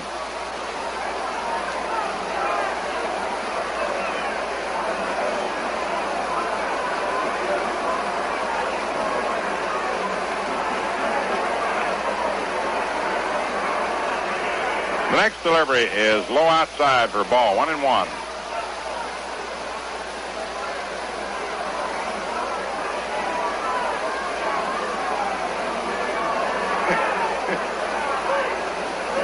One ball, one strike.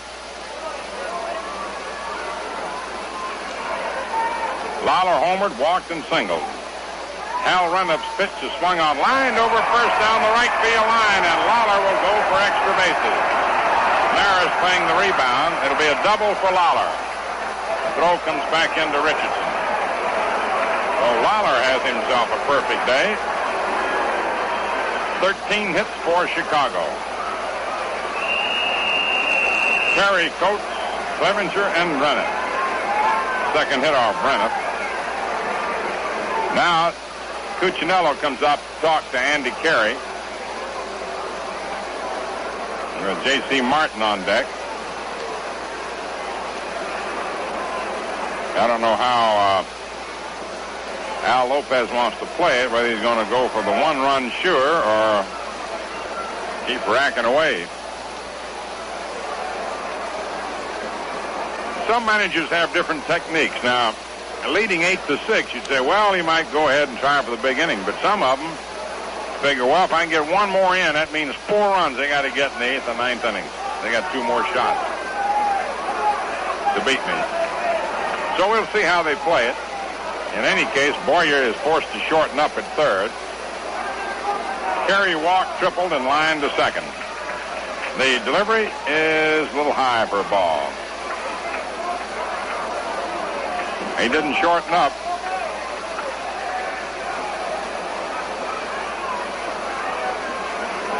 Got 2 men warming up for the White Sox.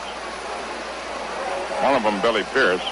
Here's the pitch, and it's swung on and fouled off to the right of the plate. Andy trying to hit the right field. It's taken Andy all these years to make up his mind it's a good idea to learn to hit the right field. He was very stubborn about that for years. Case tried to get him to do it, but he'd still tried to pull that ball all the time. Still pulls. Once in a while to go the opposite field. 1 ball, 1 strike. Hal Renniff delivers, and Andy swings and fouls it off to the right of the plate. Strike 2, 1-2. Warren Hacker in the bullpen, and Frank Bauman is the other one, not Pierce.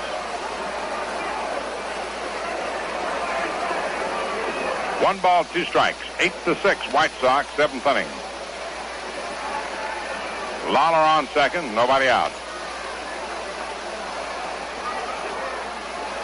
Now the pitch, swung on. There's a looping pop down the first baseline. Howard under it and makes the catch in fair ground.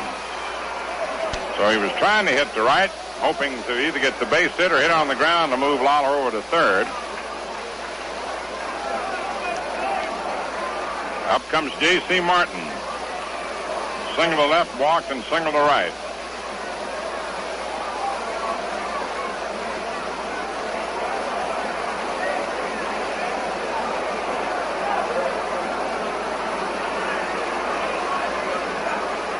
Lawler on second. 1 out in the 7th inning. And the pitch. High, ball 1.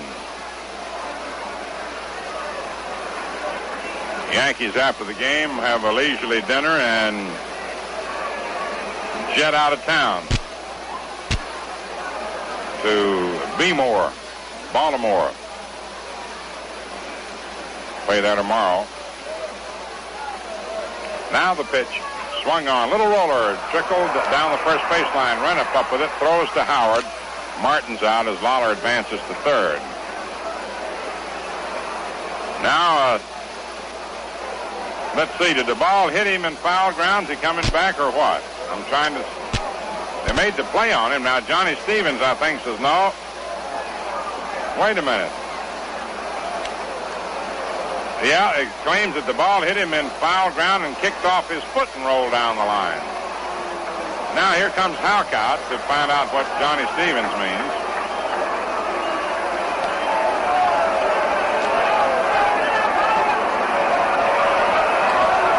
And Halk is a little angry at this point. Had one decision against him earlier that cost him 3 runs.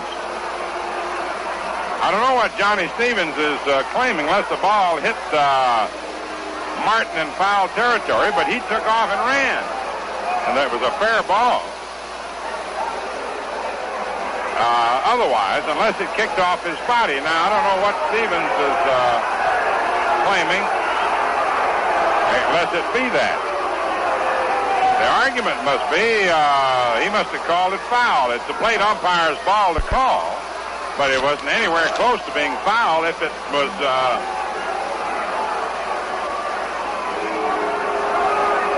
a fairly hit ball. Let me put it that way. Unless it bounced off the body of Martin, it had to be a fair ball.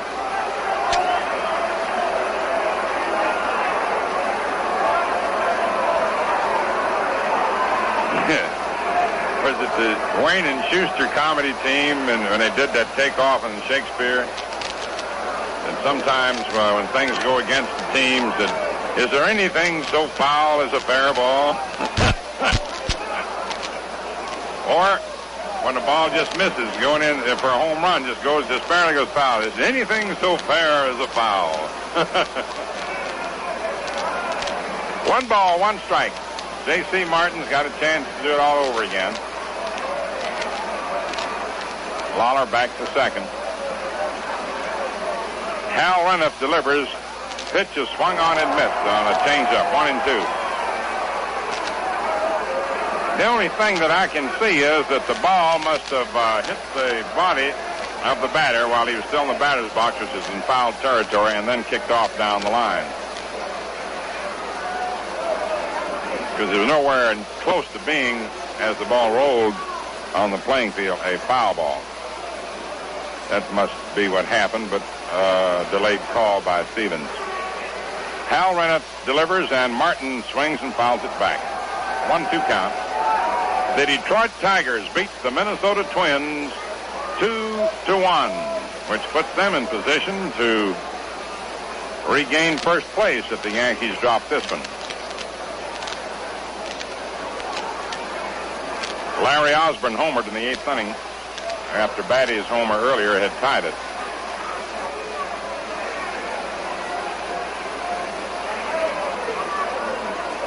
Hal Reniff's delivery, high outside, 2-2. The White Sox bullpen heating up Hacker and Bauman, which could mean a pinch hitter for Lown, depending on what Martin does. 1 away. 8-6 White Sox, 7th inning. Reniff's pitch outside on a changeup. Ball 3-2.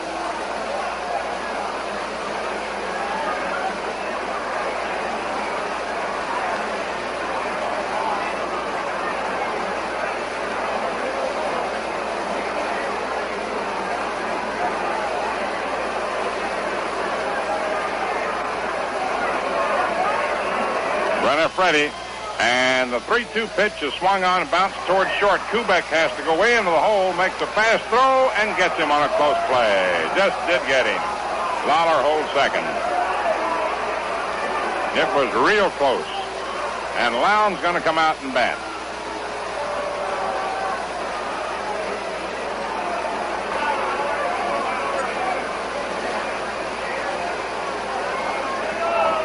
Lawler leads off second, 2 away. The pitch to Lown is swung on and missed, strike 1.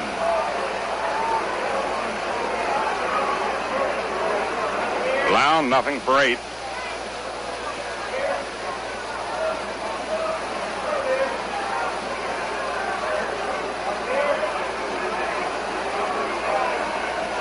Hal Reniff delivers inside, ball 1, 1-1.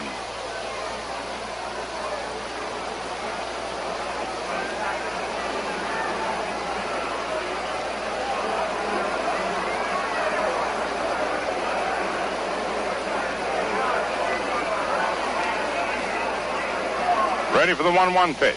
Here it is. And it's high, ball 2, 2-1. 2 balls, 1 strike.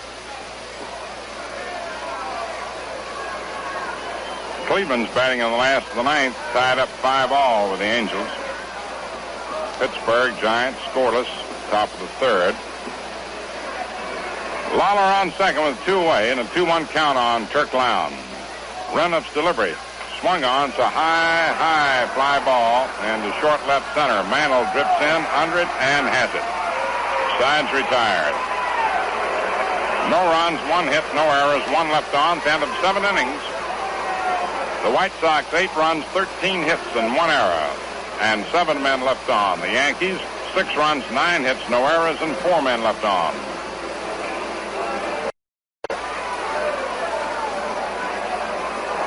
Yogi Berra coming up. Yogi's not swinging that bat well lately. He flied to left, fouled the catcher to sacrifice fly to left. He hadn't been pulling the ball very often lately. Lowndes' delivery. Swung on, bounced out to second, a big hop. Throw to first in time, and Yogi's retired. 1 away. Yogi has been in quite a slump. Here's Elston Howard, homered, grounded to third, single to right. 2 for 3.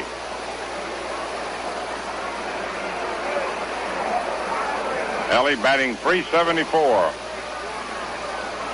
He hit one up on the roof and bounced out and across the street. That's off Herbert. The pitch is low, ball 1.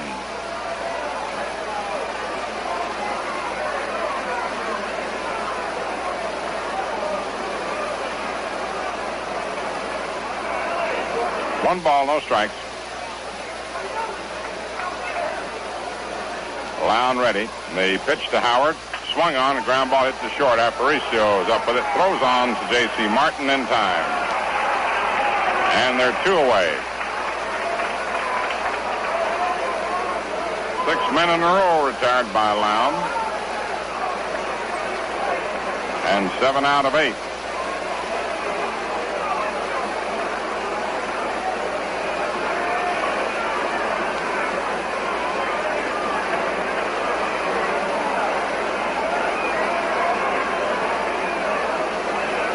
Johnny Blanchard singled to center, grounded to short, and doubled to right center.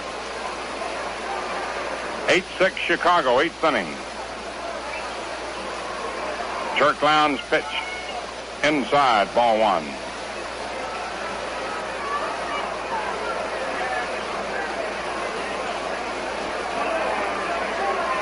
Boyer on deck. Lowndes delivers. Swung on and foul back, 1-1. John trying to go all the way. Luis Arroyo is loosening up for New York in case.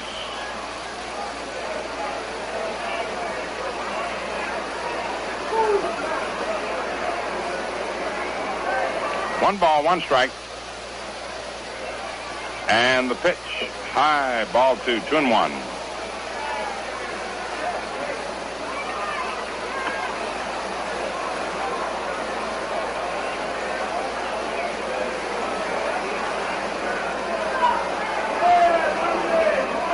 Delivery.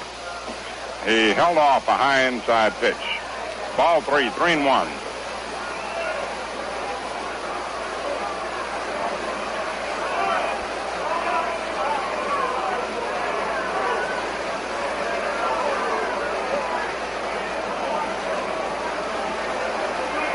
Now the 3-1 delivery.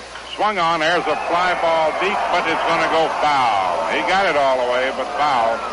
Full count.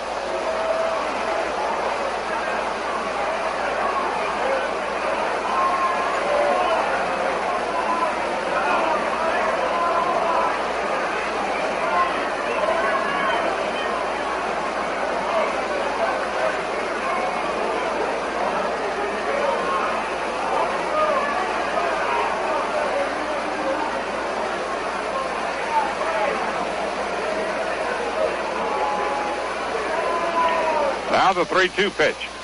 swung on and fouled off out of play back at first.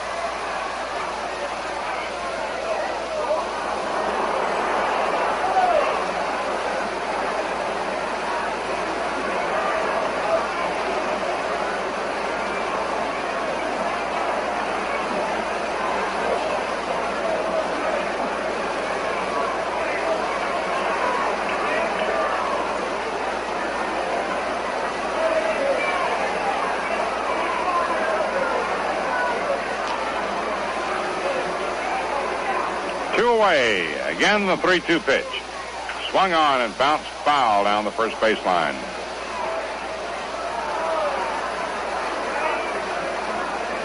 With the Yankees pitching staff being hurt by these sore arms, tightening the arm by Stafford and sore arm of Terry, who started today, they're going to be hard pressed with twilight doubleheaders Monday and Wednesday next week. Here's the pitch, swung on and fouled off to the right of the plate.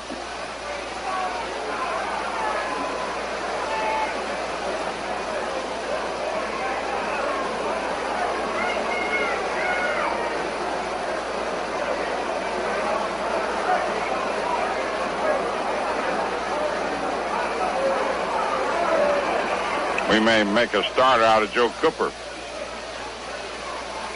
3-2 pitch. Inside, ball 4. Blanchard walks. Very careful with him. Didn't want him to wallop one. Now Cleet Boyer. Single to left, grounded to third, and hits to short into a fielder's choice play.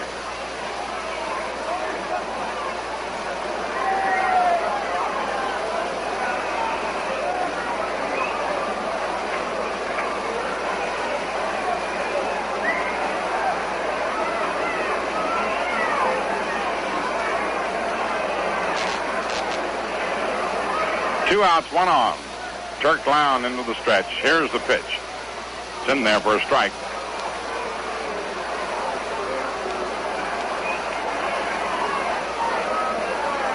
No balls, one strike.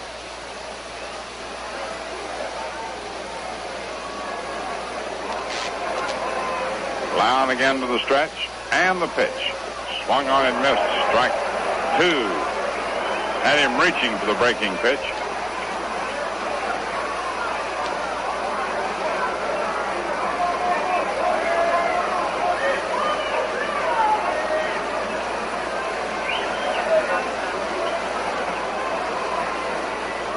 Now the 2-strike delivery. He held off a curve outside 1 and 2. They make Cleet chase a lot.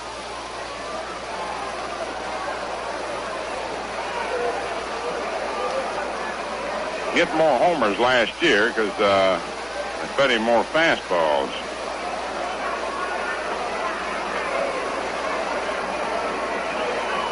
One ball, 2 strikes. And the pitch. Swung on and missed. Strike 3. Sides retired. No runs, no hits, no errors, and 1 left on. At the end of 7.5 innings, Chicago leading 8-6. 1840. America's finest.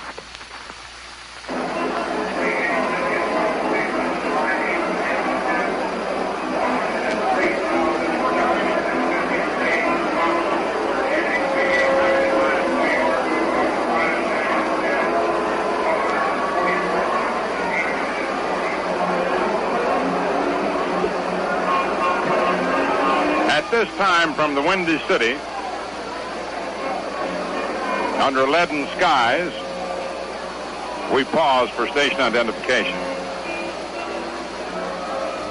Your Yankee baseball game is brought to you by Ballantine Beer and Ale and the Atlantic Refining Company through the facilities of Quality Modern Radio for the Capital District, WOKO 1460 on your radio dial. WOKO time 19 minutes past the hour of 5 o'clock. Last half the 8th inning, 8-6 Chicago. It's the top of the order. Luis Aparicio up. Hal Reniff in relief. Swings to the windup. Around comes the right arm. The pitch is high. Ball 1. Paid attendance today is 37,730. How about that? They had a total of 125,140 for these 3 games.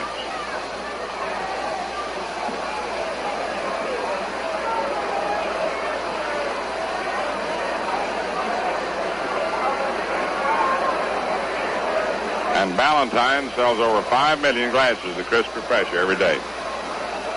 Next pitch is outside, ball 2.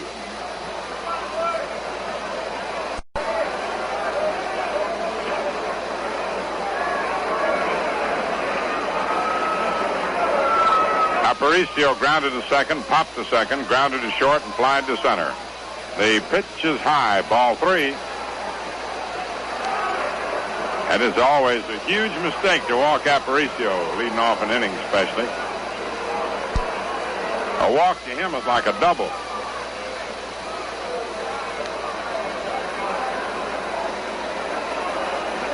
Unless he's got something wrong with a leg. 3 balls, no strikes. Renniff aims this one, and he misses. It's outside, ball 4.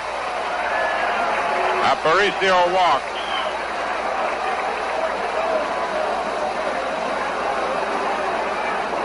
And Nelson Fox comes up. Fox flied to left, single to right, walked, and hit a foul fly to left.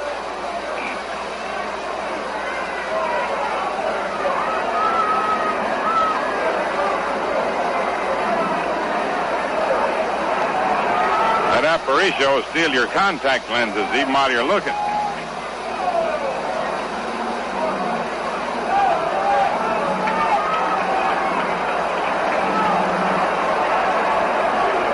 Hurry-up call to the Yankee bullpen. A stretch. The pitch is inside, ball 1.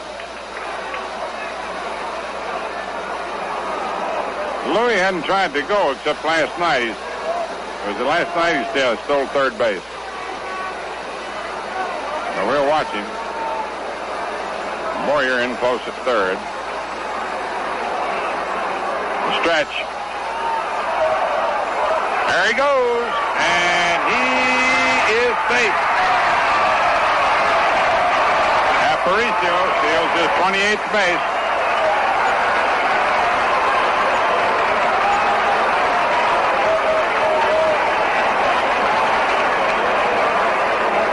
We said a walk is as good as a double, and he's leading off. 1 ball, 1 strike. White Sox trying to get that at least one insurance run. In a 2-run difference ball game, you see, if you get one man on, you got a tying run to play. But if you get the other side gets that extra run, then you know that. I mean, after all, after 25 years.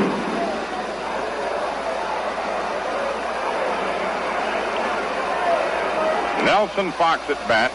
Aparicio on second. 1 ball, 1 strike. And the pitch is the wild pitch.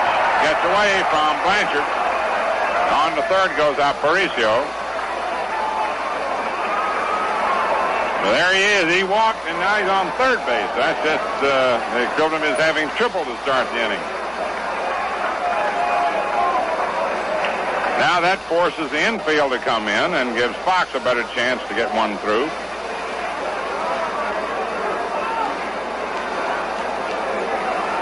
Two balls, 1 strike.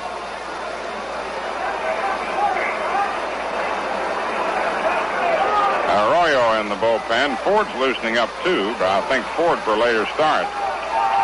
Here's the pitch. Swung on. There's a fly ball into short right field. Aparicio to third to tag.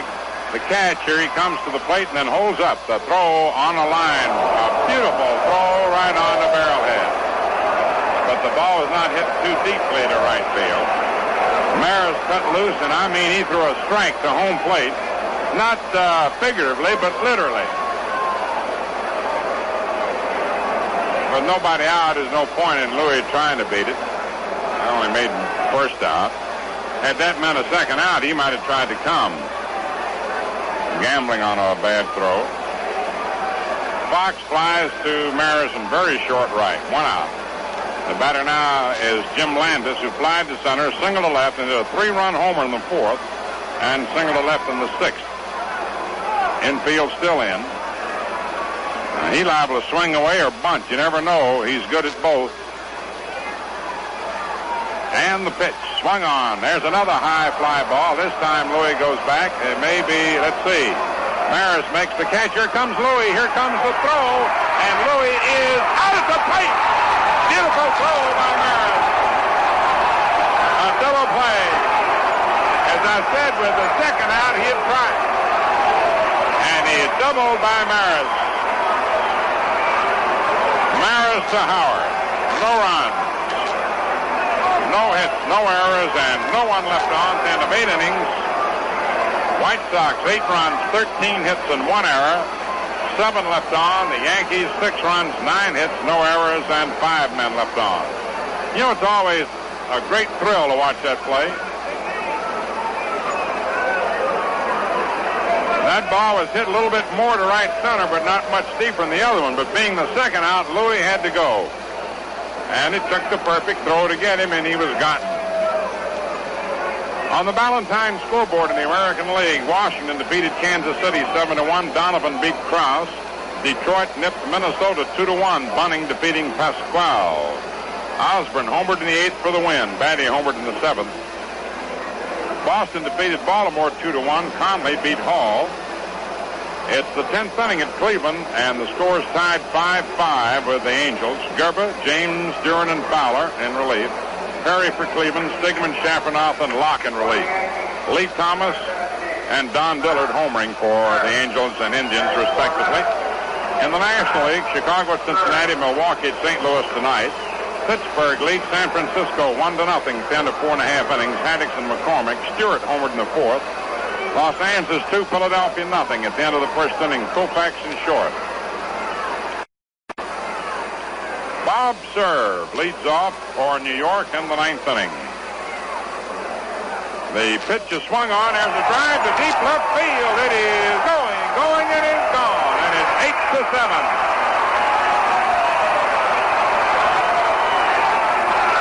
Bob Serve batting for Hal Rennet. Hits the first pitch in the upper deck and left center for a pinch hit homer. And it's 8-7. Nobody out in the top of the order. Bob Serve getting his 7th homer and 32 runs batted in. Now Bobby Richardson's up. Popped to short. Single to left, grounded to short, grounded to second. Turk Lowndes' delivery is high, ball 1.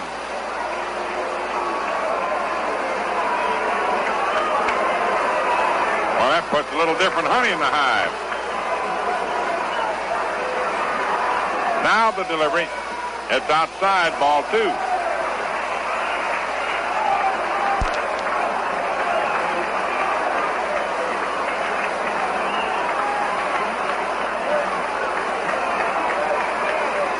The 2-0 delivery is high, ball 3. That's Bob Serve's second pinch hit homer this year and the 11th of his career, putting him in the tie for the number 2 spot. George Crowe had 14 in his career and Smokey Burgess 11. A 3-0 count on Bobby Richardson. Bauman warming up. Lown aims this pitch, and it is high and inside, ball 4. Richardson draws a walk. And out of the dugout comes Al Lopez. He's got to bring the left-hander in because you got Kubik and Maris coming up. And while Mantle can turn around, if anybody does get on, you got Berra, a left-hand hitter, so he's got to bring in a left-hand pitcher, and out of the game goes Lowndes. Lowndes came on in the 6th with 1 out and gets the hands he leaves. Worked 2 2/3 innings, giving up 2 hits. So far, 1 run.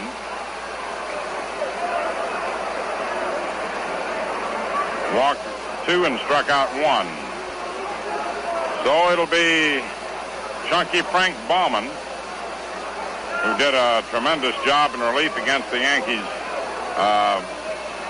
The first game of this series, after the Yankees had scored 4. stopped them cold. The Yankees didn't score again from the first inning to the ninth inning.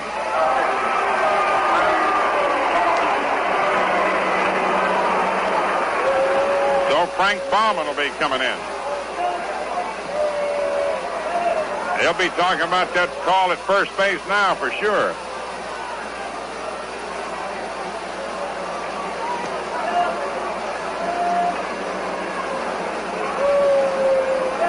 Made a difference in 3 runs.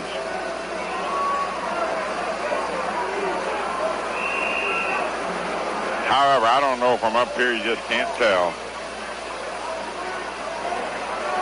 But as I said before, sometimes they go with you, sometimes they go against you. They even up over a year, supposedly.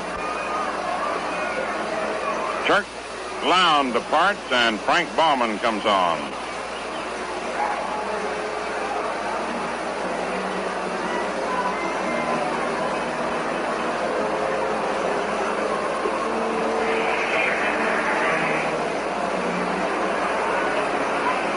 Tony Kubik, who has been hitless, the first man to come up.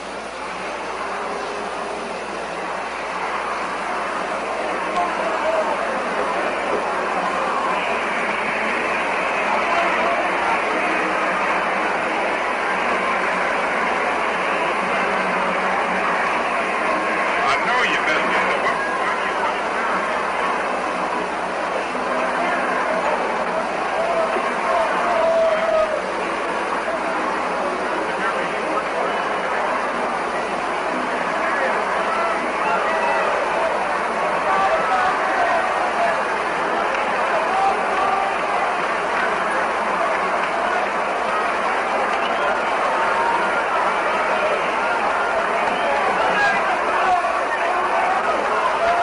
Ready to pitch to Kubik.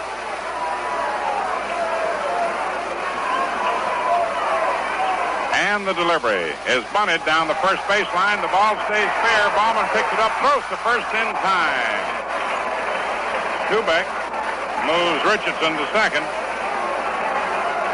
Is out. Baumann to Fox. Ralph Houck hoping to get a single out of either Maris or Mantle.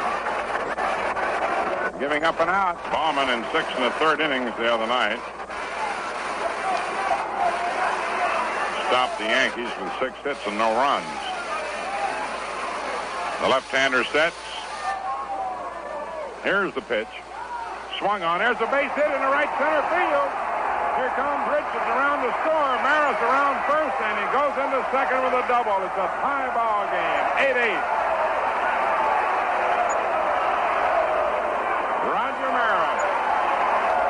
Rocks the double to right center, driving in his 84th run and gives him a double, triple, and homer. The Yankees, who trail 8-2, have now tied it at 8-8. And up comes Mantle, who struck out, walked twice, and popped the third. Yogi Berra on deck. And they're going to put Mantle on and pitch to Yogi. They get the signal. They're going to put Mantle on. They're not going to pitch to him. He's going to get the intentional pass. And I don't blame him.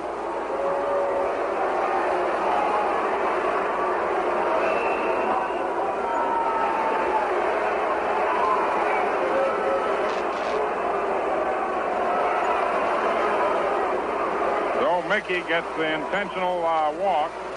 That's his third pass of the game. And up comes Yogi Berra, who flied to left, fouled to the catcher, hit a sacrifice fly to left, and grounded to second. Yogi has not been on his feet at bat in the last few games. He's been pulling a few ground balls, but mainly been making him hit the left. He's not hit the ball sharply. You got Elston Howard on deck, so outside of the double play possibility, Howard may get a shot. Of course, Yogi may pick out this time. It's 8-8 in the ninth inning. 1 out. Frank Baumann ready. And the pitch. It's in there. Strike 1. 0-1.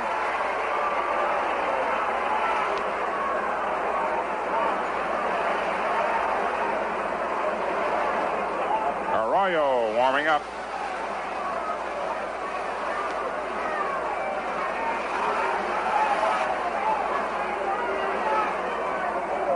Maris on second, Mantle on first. Ballman ready. Here's the pitch, and Yogi takes it low. Ball 1, 1-1.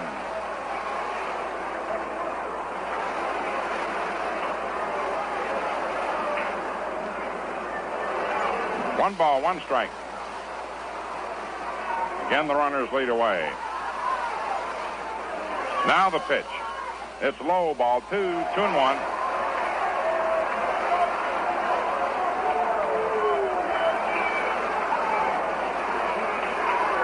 You know, that was a good pickup of that ball by Landis, by the way, of Maris is in the right center. He played it quickly and beautifully, else that'd have been a triple. Now the stretch, here's the pitch. High, ball 3, 3-1. Warren Hacker's in the bullpen for the White Sox. Maris on second, Mantle on first with 1 out. 2 in, 8-8, 9th inning. Ballman ready. Here's the pitch. And it's low outside, ball 4, and the bases are loaded, and out of the dugout is Al Lopez. Yogi walks. Maris moves to third, Mantle to second. And with Howard due up, chances are you'll get Warren Hacker. And that's who it's going to be. Ballman came in and got 1 out. Kubik, who deliberately sacrificed the tying run in the scoring position. Pitched the third of an inning, allowed 1 hit, walked 2, one of them intentionally.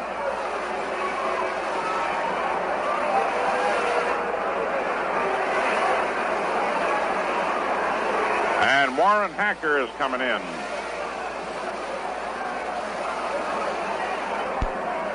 With the screwball and the knuckler. And Howard is the batter.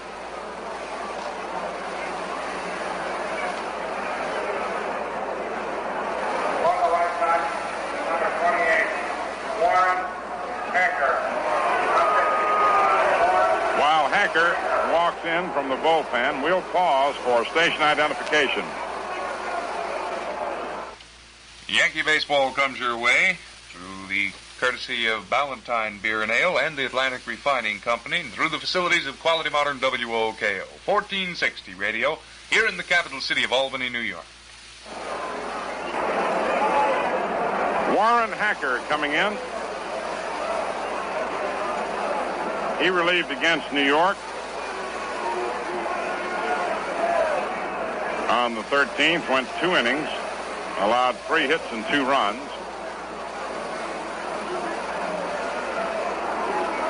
Has a record of 2-1. Elston Howard, who homered in the second, grounded to third, singled to right, and grounded to short. So with 3 on and 1 out, and the strategy is obvious, the infield at double play depth. 8-8 the score. It's the 9th inning. Maris on third, Mantle on second, and Berra on first.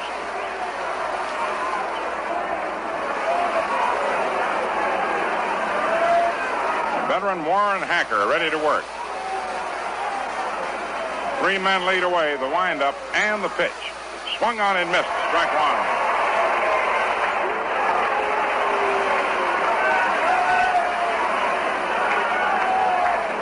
Ellie swung extra hard at that pitch. Now 3 men lead away and the pitch. Swung on and fouled off out of play. Strike 2, 0-2. He's quickly ahead of Howard.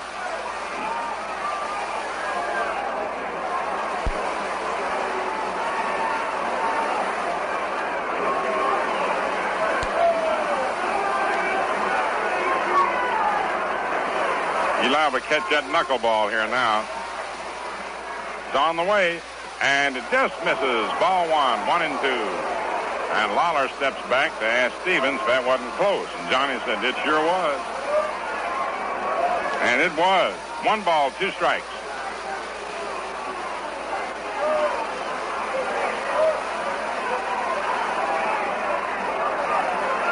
3 on, 1 out. Maris on third, Mantle on second, and Berra on first. And the big situation is right here with Hacker and Howard. And Hacker's quickly ahead of him, 1 and 2. Into the windup, the pitch, and Howard swings and misses. Strike 3, struck him out.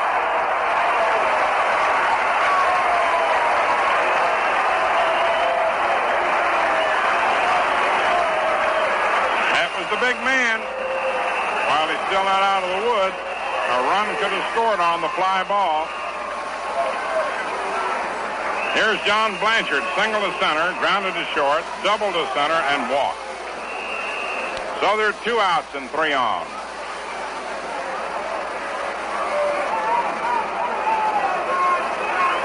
Eight the score, 9th inning. Hacker to the windup, and the pitch to Blanchard. Swung on to high foul, out of play. Strike 1. 0-1. Warren Hacker disposing of Elston Howard for the lead run, in position to come home on a fly ball of any proportions. Ellie's trying to overpower the ball.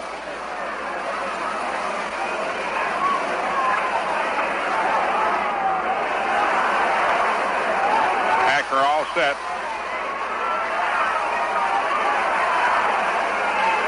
Two outs now in the 9th. The windup, here's the pitch. Swung on, there's a line drive to deep right. Smitty going back, and it's he got the ball. What a great catch by Al Smith.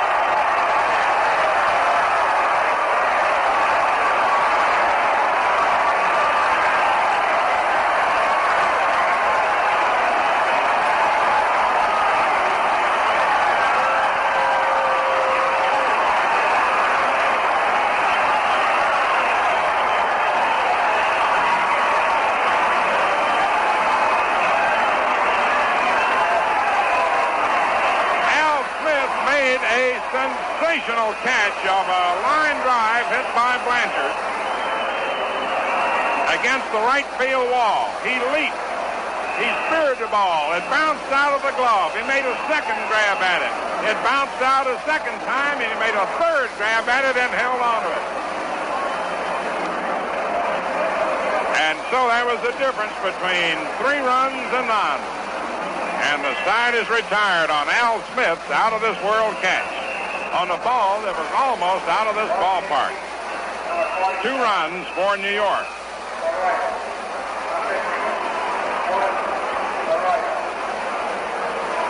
Two hits.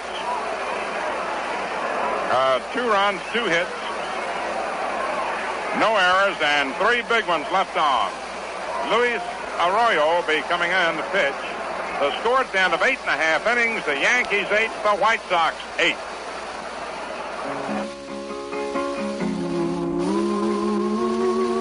To be crisp, a beer must be icily light. Ooh, icily light. With true lager flavor, precisely right. Ooh, precisely right. Lively golden, crystally clear, the crisp refresher. Crisp refresher, Valentine beer. Pleasure is the purpose of the crisp refresher. Your first swallow and everyone to follow is light and crisp and golden. So pour pleasure. Pour today's Valentine. So clap your hands, tap your feet, snap your fingers, and ask the man for Valentine, the crisp refresher, Valentine beer. Since 1840, America's finest.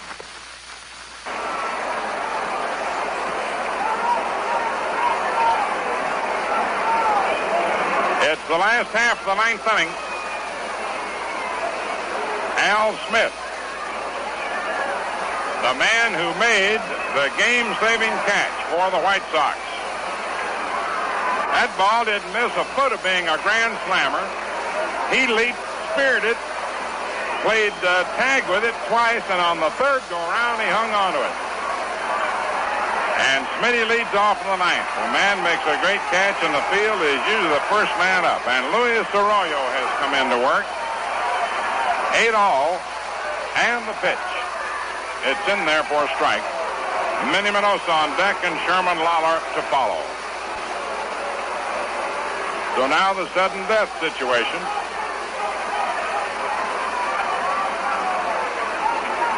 Smitty's had 1 for 4. Arroyo's delivery inside, ball 1, 1-1.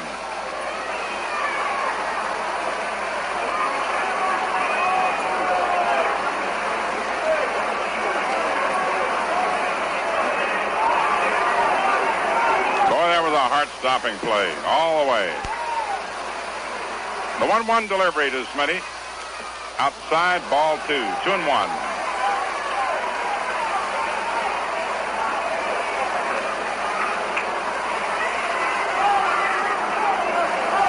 2 balls, 1 strike.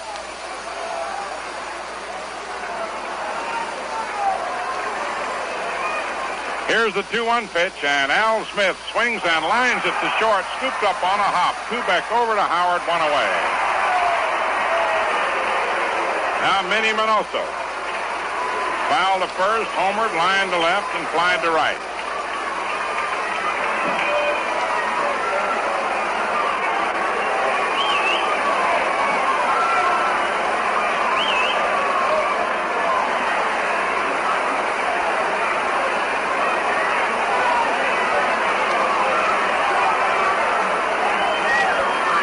You'll never see many greater clutch catches than that one. Minnie be swinging for the stands, and the pitch in there for a strike, 0-1. 8-8, last of the ninth.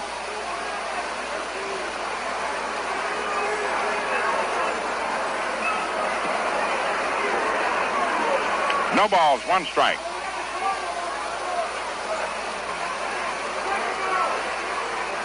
The windup, here's the pitch, and Minnie takes it in there. Strike 2, 0-2. No balls, 2 strikes.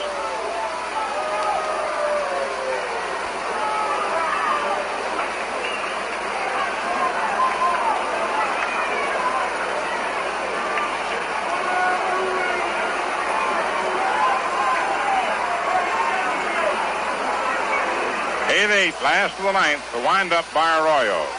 Here's the pitch, and Minoso swings and misses. Strike 3. There are 2 away.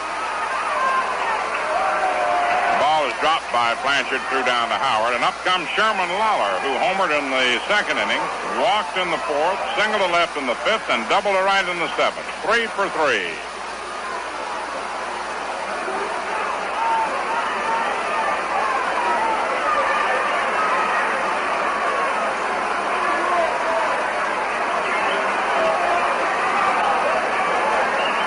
Arroyo to the windup. The pitch to Lawler. Inside, ball 1.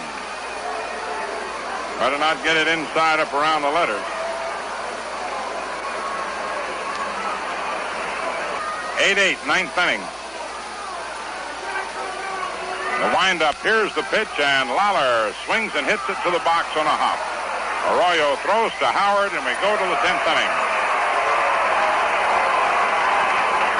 No runs, no hits, no errors, no one left on. At the end of 9 innings of play, the Yankees, 8 runs, 11 hits, no errors. 8 men left on. The White Sox, 8 runs, 13 hits, 1 error, and 7 men left on.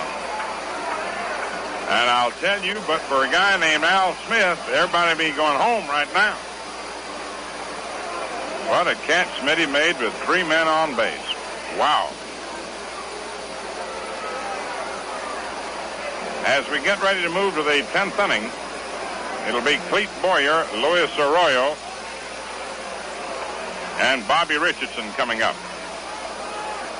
While the White Sox in the last of the 10th have Carey, J.C. Martin,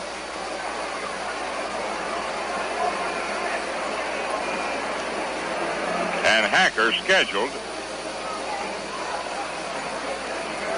Roy Sievers is available, among others.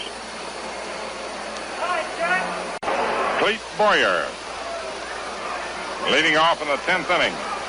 Single to left, grounded to third, hit into a fielder's choice play on the grounder to short and struck out. So the issue now, decision-wise, is up to Hacker and Arroyo.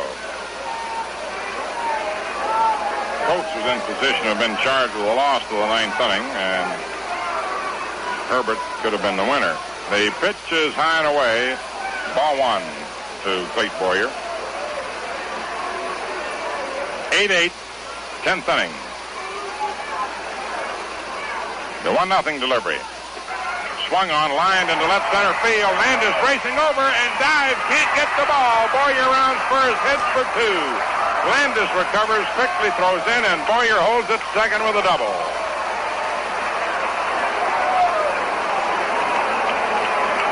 Jim Landis made a spectacular try for that ball. Now, Ralph Howick talks to Luis Arroyo. He's going up. Objective. Sacrifice. Now we'll watch how the defense plays it. Naturally, time's call for a moment. Wally Moses giving Boyer his regulation cap. Bobby Richardson on deck. J.C. Martin moves in. Of course, Carey is in. They'll try to make the play on Boyer at third. Arroyo, not a bad hitting pitcher, although he's had only 2 for 12. But here in the 10th inning, the object to be to try to get him over. Whether he can place his bunt well enough remains to be seen. Hacker to the stretch. The pitch is bunted toward third. There goes Boyer over, and the play is to first base, to Fox. Beautiful bunt. Hacker throws out Arroyo, who laid it down neatly. And Hacker had to make the play. To Fox covering. So that puts Boyer on third with 1 out and brings up Bobby Richardson. Popped to short. Single to left, grounded to short, grounded to second, and walked. Now the infield is in to cut the run down at the plate with 1 out. Carey moving in close to protect against the squeeze. Crosetti talking to Boyer. 8-8, 10th inning. Hacker to the windup. The pitch to Bobby, swung on and popped up. There goes Foxy back out, still going, and Aparicio makes the catch, and Boyer has to hold at third. So they're 2 away. Bobby Richardson, with the infield in, popped it up, out into very short center to the right of second base. Aparicio raced back and caught it. Once again, for want of a fly ball, as in the 9th inning when Howard struck out. And it's 2 out now, and Kubik up. Fly to center and left center. Foul to the catcher. Fly to center and sacrificed.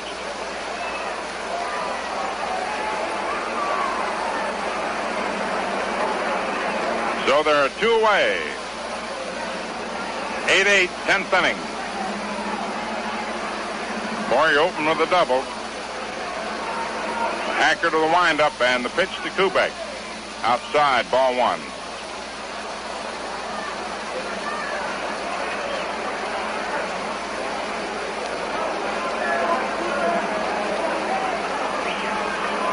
Now the windup, the pitch, swung on, lined into center field for a base hit, scoring Boyer. And the Yankees go ahead 9-8 as Tony Kubik rips the single to center. And out of the dugout now is Al Lopez. As Kubik rips the single to center to drive in his 28th run. And with Maris coming up, Larson in the bullpen, Lopez said, give me the ball, and it's going to be Big Don coming in. Warren Hacker.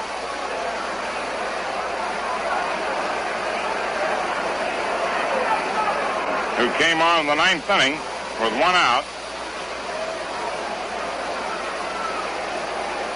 Pitched an inning and a third, giving up 2 hits and 1 run. Don Larson will be making his 18th appearance of the year. He won 3 and lost 1. It'll be his first time out against New York. He was traded by Kansas City to Chicago.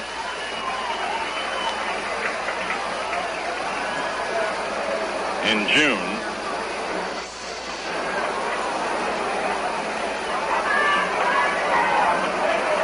So Big Don comes in to work to Larson. To Maris, who has had quite a day. After popping to short, hit his 35th homer. Then he tripled to right center. He grounded to second and doubled to center. Driven in 2 runs.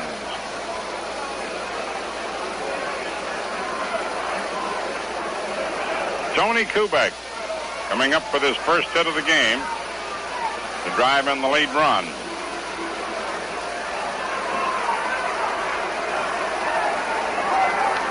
Yankees surely will have to contend with Roy Sievers in the last of the 10th, most likely.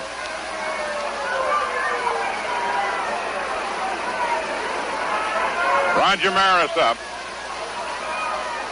2 down. Larson into the stretch. Tony with the lead off first. And the pitch. Swung on. There's a high drive, but not too deep. Smitty is under it at the wall and makes the catch. Sides retired. Crowd started yelling. I thought it might mislead you, but you could tell the ball wasn't quite deep enough, though Smitty caught it at the wall. 1 run, 2 hits, no errors, and 1 left on. At the end of 9.5 innings, Yankees 9, White Sox 8. And in the last half of the 10th, Andy Carey's the first scheduled batter. Then J.C. Martin. And Larson, who's a pretty good hitter, but see what happens before that. You got a fellow named Sievers who will be used if needed. One thing I hope you needed and got, so you don't find yourself in need of it now, is some Ballantine beer. I hope you got plenty of those 6-packs to help make this the most refreshing weekend ever. Ballantine 6-packs. They carry with ease, cool in a breeze. And each Jolly 6-pack has 6 cans of the crisp refresher.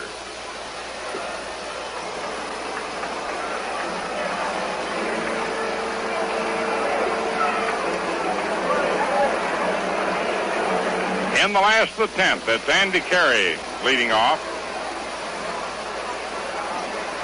Andy walked, tripled to right center, lined to second, and popped to first.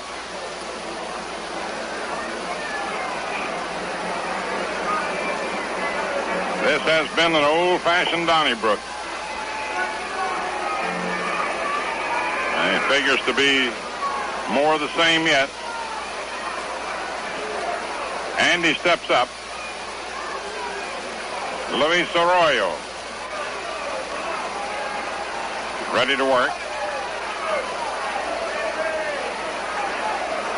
Swings to the windup, and the pitch to Carey is low and inside, ball 1. 1 ball, no strikes.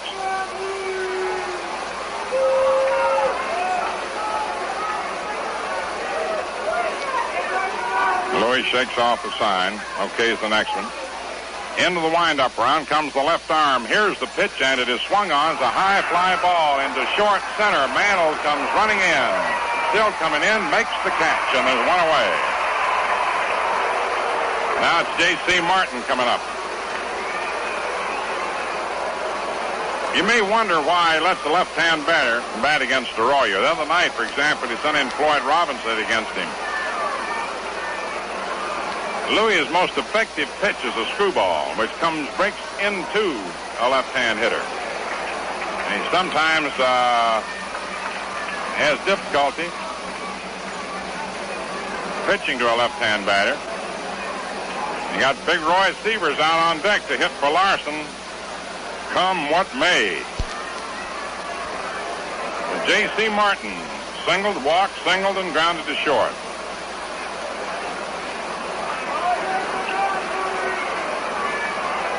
(9-8) New York, 10th inning.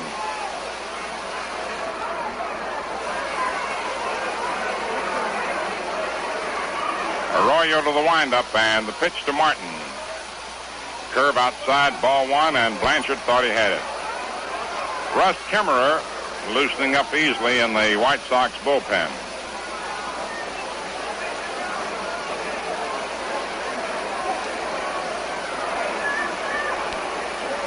These are the kind of games in which folks earn their pay.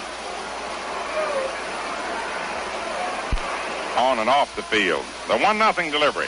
Swung on. There's the drive. Hit deep to right center. Maris goes hard, and Mantle, and Maris makes the catch as Mantle falls down. I think Maris bumped him, but the catch was made. But they're all right, and they're 2 away. Well, they were both digging for that ball. And here's Roy Sievers.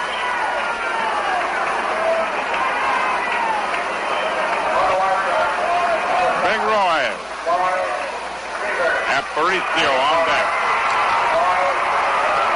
Batting .311.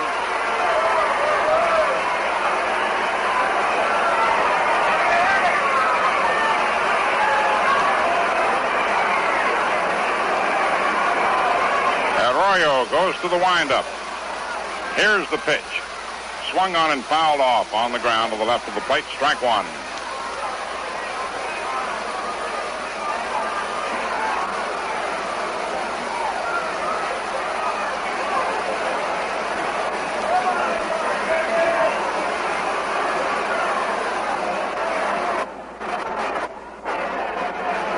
No balls, 1 strike. Roy digs in. Arroyo to the windup. Now the pitch. And it's outside and high. Ball 1. 1-1.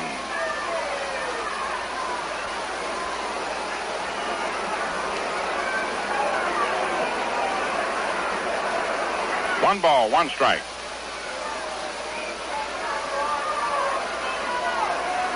Here's the pitch on the way. Outside. Ball 2. 2-1. Louis' screwball is missing. Now that means he's got to come back in with something good. Sievers knows it, and he's ready.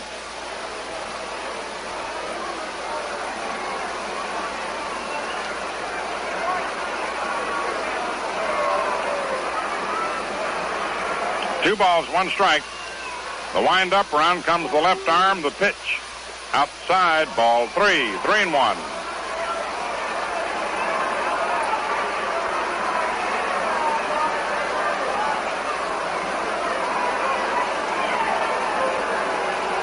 Three-1 count on Sievers.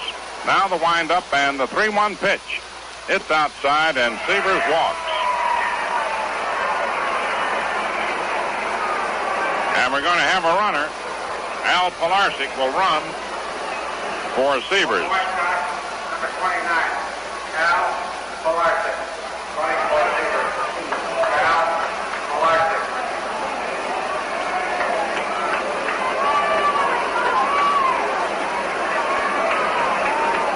Luis Aparicio grounded to second, popped to second, grounded to short, fly to center, and walk. Fox on deck. 9-8 New York, 10th inning. And the pitch. It's in there, strike 1, 0-1.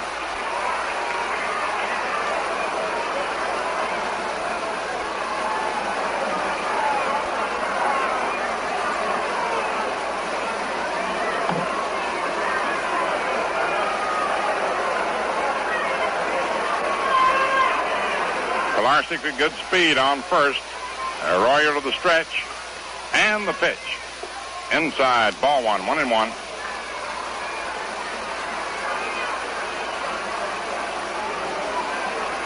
I was going to get a manicure Monday, but I don't need to now. 1 ball, 1 strike.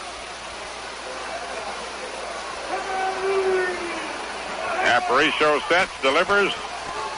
It's outsider Arroyo. Ball 2. 2-1 to Aparicio.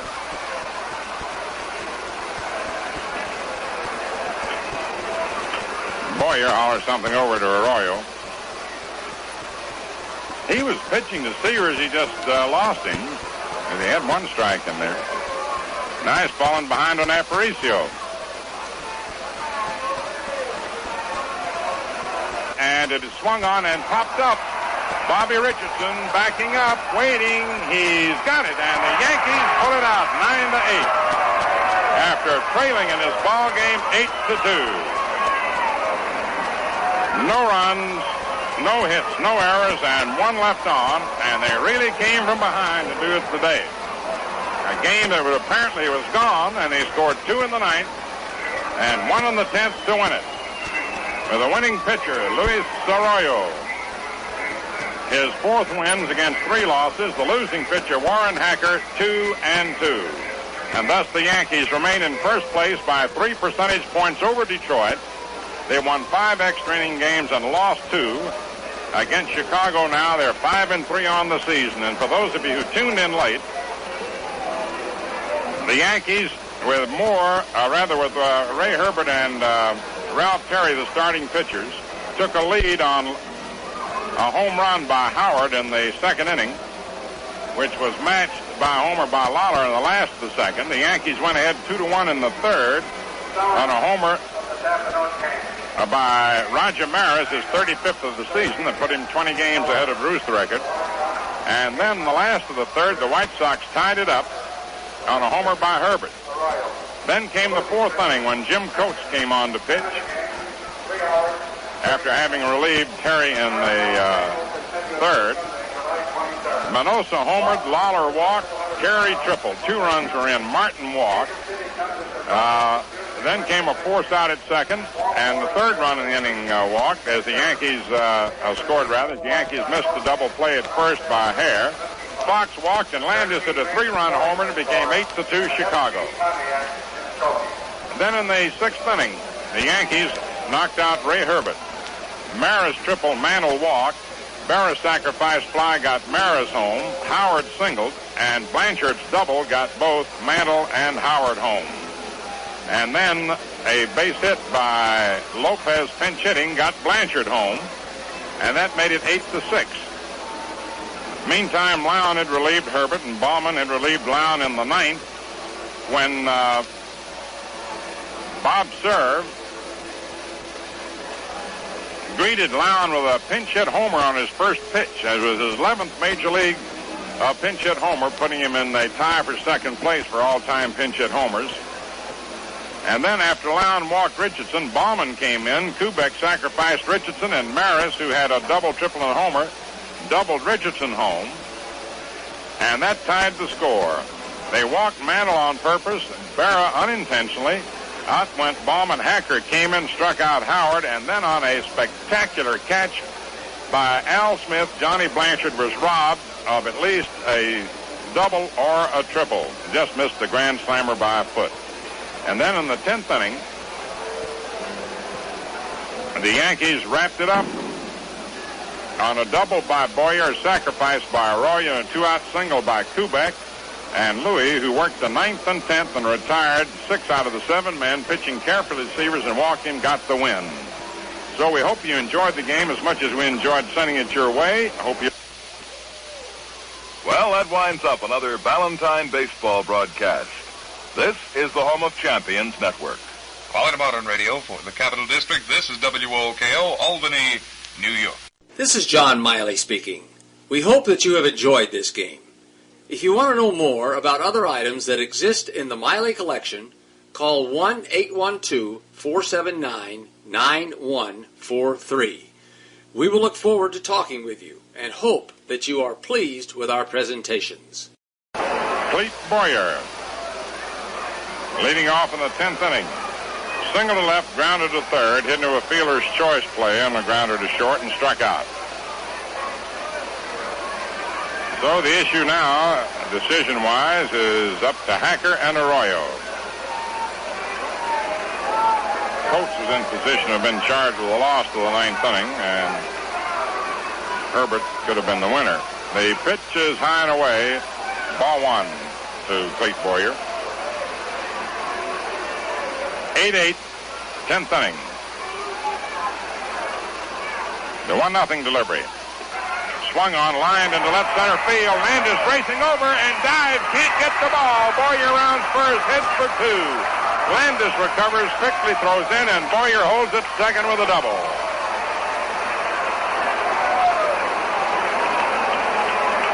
Jim Landis made a spectacular try for that ball. Now Ralph Houck talks to Luis Arroyo. He's going up. Objective. Sacrifice. Now we'll watch how the defense plays it. Naturally, time's call for a moment. Wally Moses giving Boyer his regulation cap. Bobby Richardson on deck. J.C. Martin moves in. Of course, Carey is in. They'll try to make the play on Boyer at third.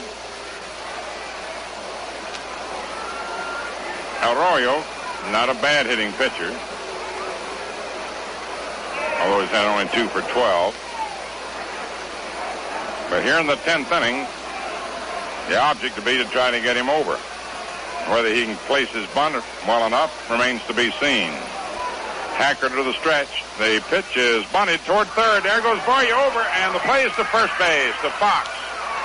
Beautiful bunt. Hacker throws out Arroyo, who laid it down neatly. And Hacker had to make the play. To Fox covering. So that puts Boyer on third with 1 out and brings up Bobby Richardson. Popped to short. Single to left, grounded to short, grounded to second, and walked.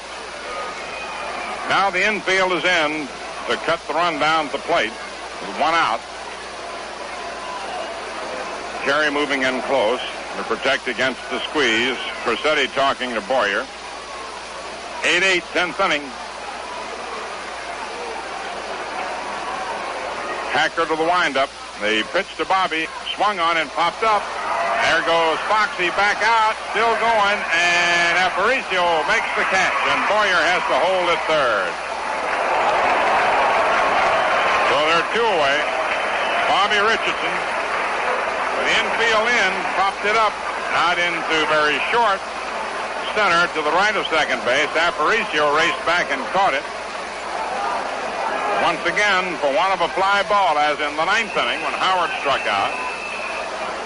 And it's 2 out now, and Kubik up. Fly to center and left center. Foul to the catcher. Fly to center and sacrificed.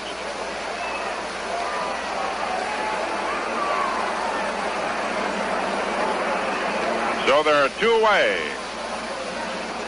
8-8, 10th inning. Boyer open with a double. Hacker to the windup, and the pitch to Kubik. Outside, ball 1.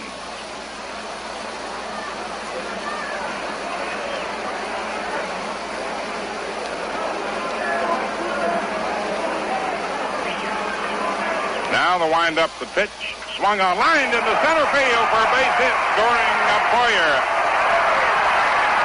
And the Yankees go ahead 9-8 as Tony Kubik rips the single to center.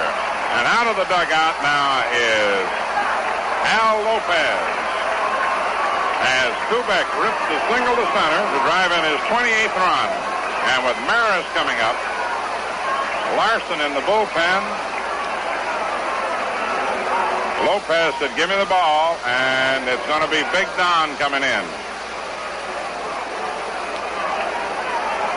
Warren Hacker.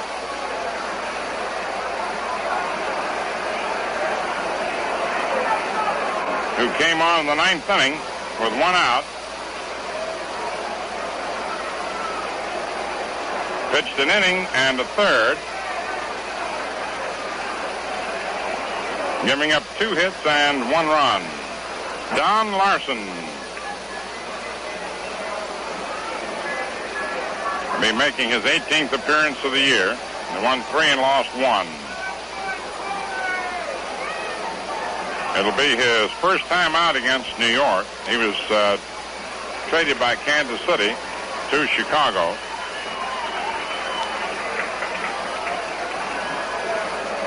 In June.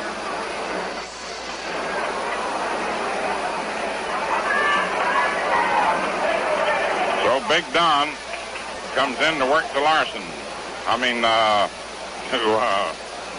Maris, who has had quite a day. After popping to short, hit his 35th homer. Then he tripled to right center. He grounded to second and doubled to center. Driven in 2 runs.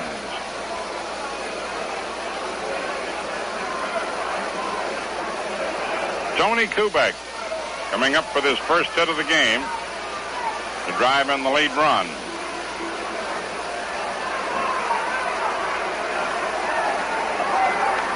Yankees surely will have to contend with Roy Sievers in the last of the 10th, most likely.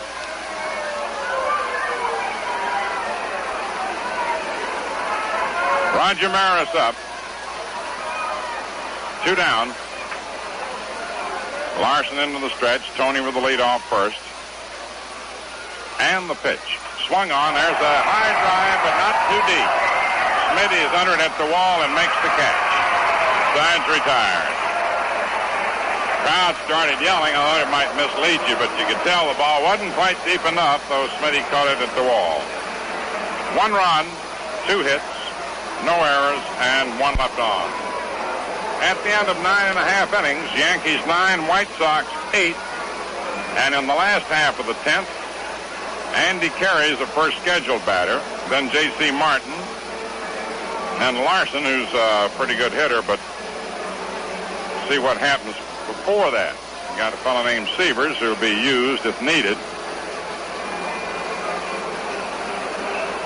One thing I hope you needed and got, so you don't find yourself in need of it now, is some Ballantine beer. I hope you got plenty of those 6-packs to help make this the most refreshing weekend ever. Ballantine 6-packs. They carry with ease, cool in a breeze. And each jolly 6-pack has 6 cans of the crisp refresher.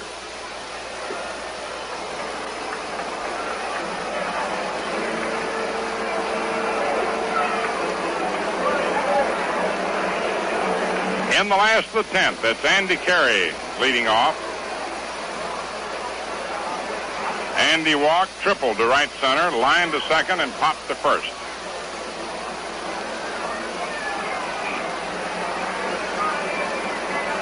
This has been an old-fashioned Donnybrook. And it figures to be more of the same yet. Andy steps up. Luis Arroyo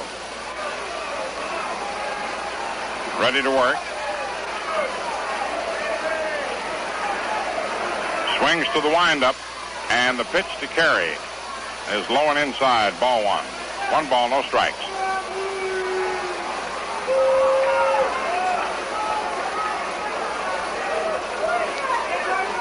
Louis shakes off the sign. Okay, is the next one. Into the windup round comes the left arm. Here's the pitch, and it is swung on. It's a high fly ball into short center. Mantle comes running in. Still coming in, makes the catch, and there's 1 away. Now it's J.C. Martin coming up. You may wonder why he lets the left-hand batter bat against Arroyo. The other night, for example, he sent in Floyd Robinson against him. Louis' most effective pitch is a screwball, which breaks into a left-hand hitter. And he sometimes has difficulty pitching to a left-hand batter.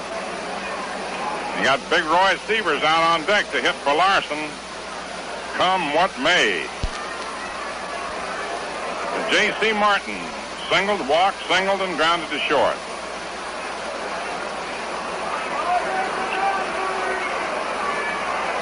9-8 New York, 10th inning.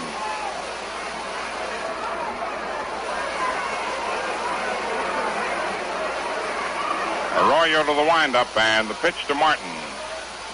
Curve outside, ball 1, and Blanchard thought he had it. Russ Kimmerer loosening up easily in the White Sox bullpen.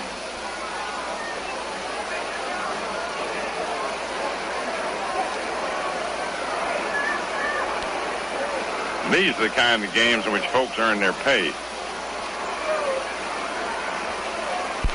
on and off the field. The 1-0 delivery. Swung on. There's the drive. Hit deep to right center. Maris goes hard, and Mantle, and Maris makes the catch as Mantle falls down. I think Maris bumped him, but the catch was made. But they're all right, and they're 2 away. Well, they were both digging for that ball. And here's Roy Sievers.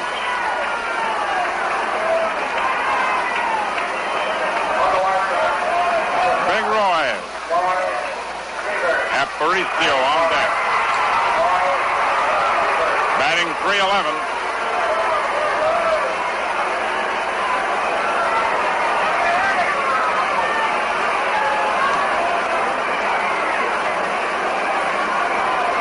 Arroyo goes to the windup. Here's the pitch. Swung on and fouled off on the ground to the left of the plate. Strike 1.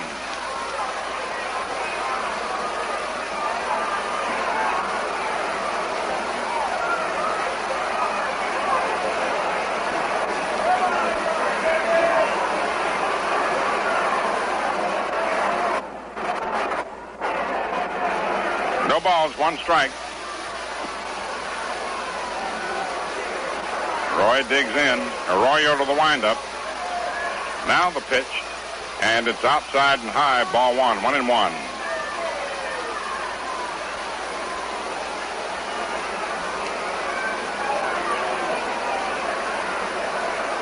One ball, 1 strike.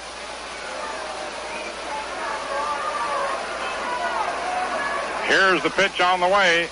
Outside. Ball 2. 2-1.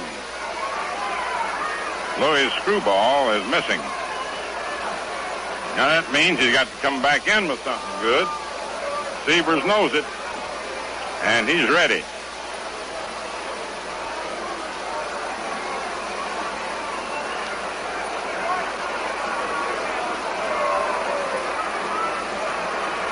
Two balls, 1 strike. The wind-up, around comes the left arm, the pitch. Outside, ball 3. 3-1.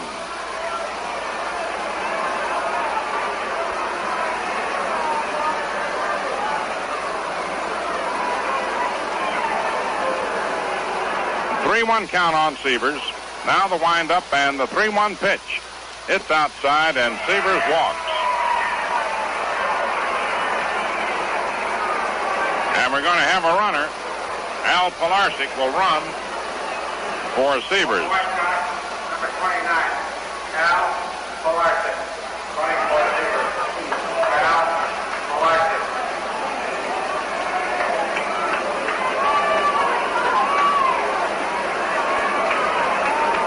Luis Aparicio grounded to second, popped to second, grounded to short, fly to center, and walk.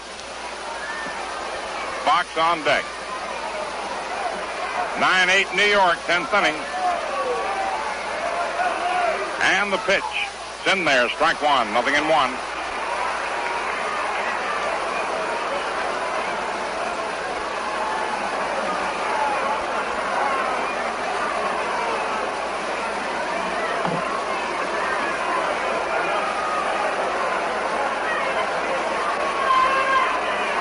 Pilarczyk with good speed on first. Arroyo to the stretch. And the pitch. Inside, ball 1, 1-1.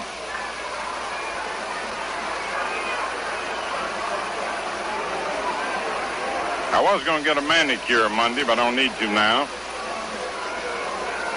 1 ball, 1 strike. Aparicio sets, delivers. It's outsider Arroyo. Ball 2. 2-1 to Aparicio.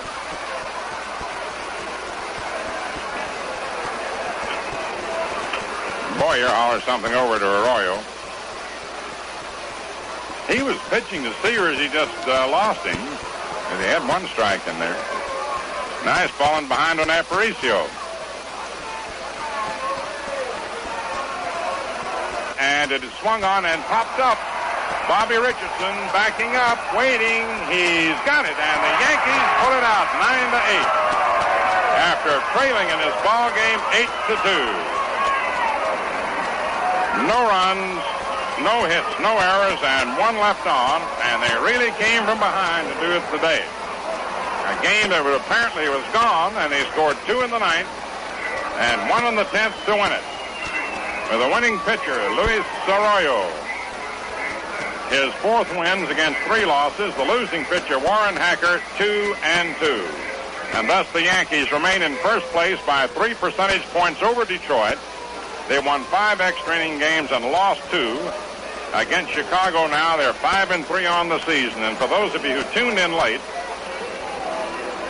the Yankees with Ray Herbert and Ralph Terry, the starting pitchers, took a lead on a home run by Howard in the 2nd inning, which was matched by a homer by Lawler in the last of the 2nd. The Yankees went ahead 2-1 in the 3rd on a homer by Roger Maris, his 35th of the season, that put him 20 games ahead of Bruce the record.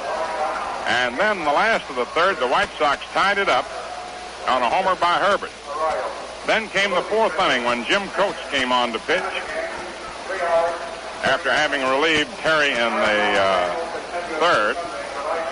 Manosa homered, Lawler walked, Terry tripled. 2 runs were in. Martin walked.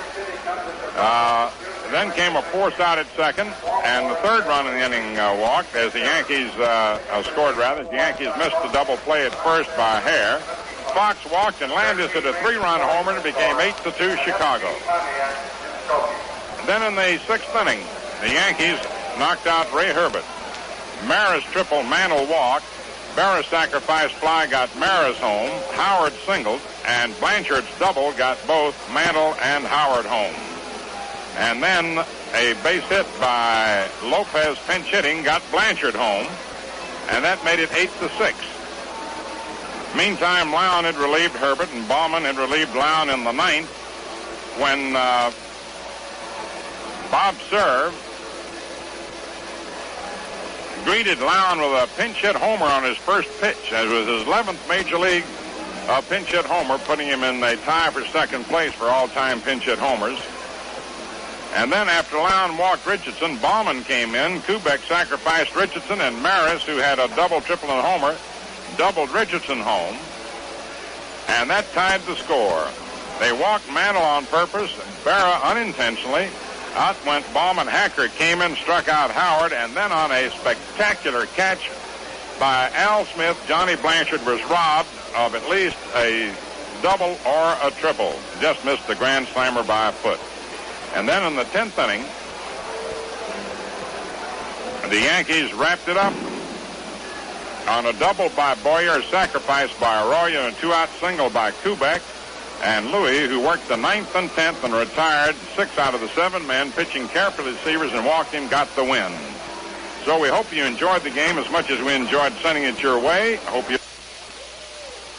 Well, that winds up another Valentine baseball broadcast. This is the home of Champions Network. Quality Modern Radio for the Capital District. This is WOKO, Albany, New York.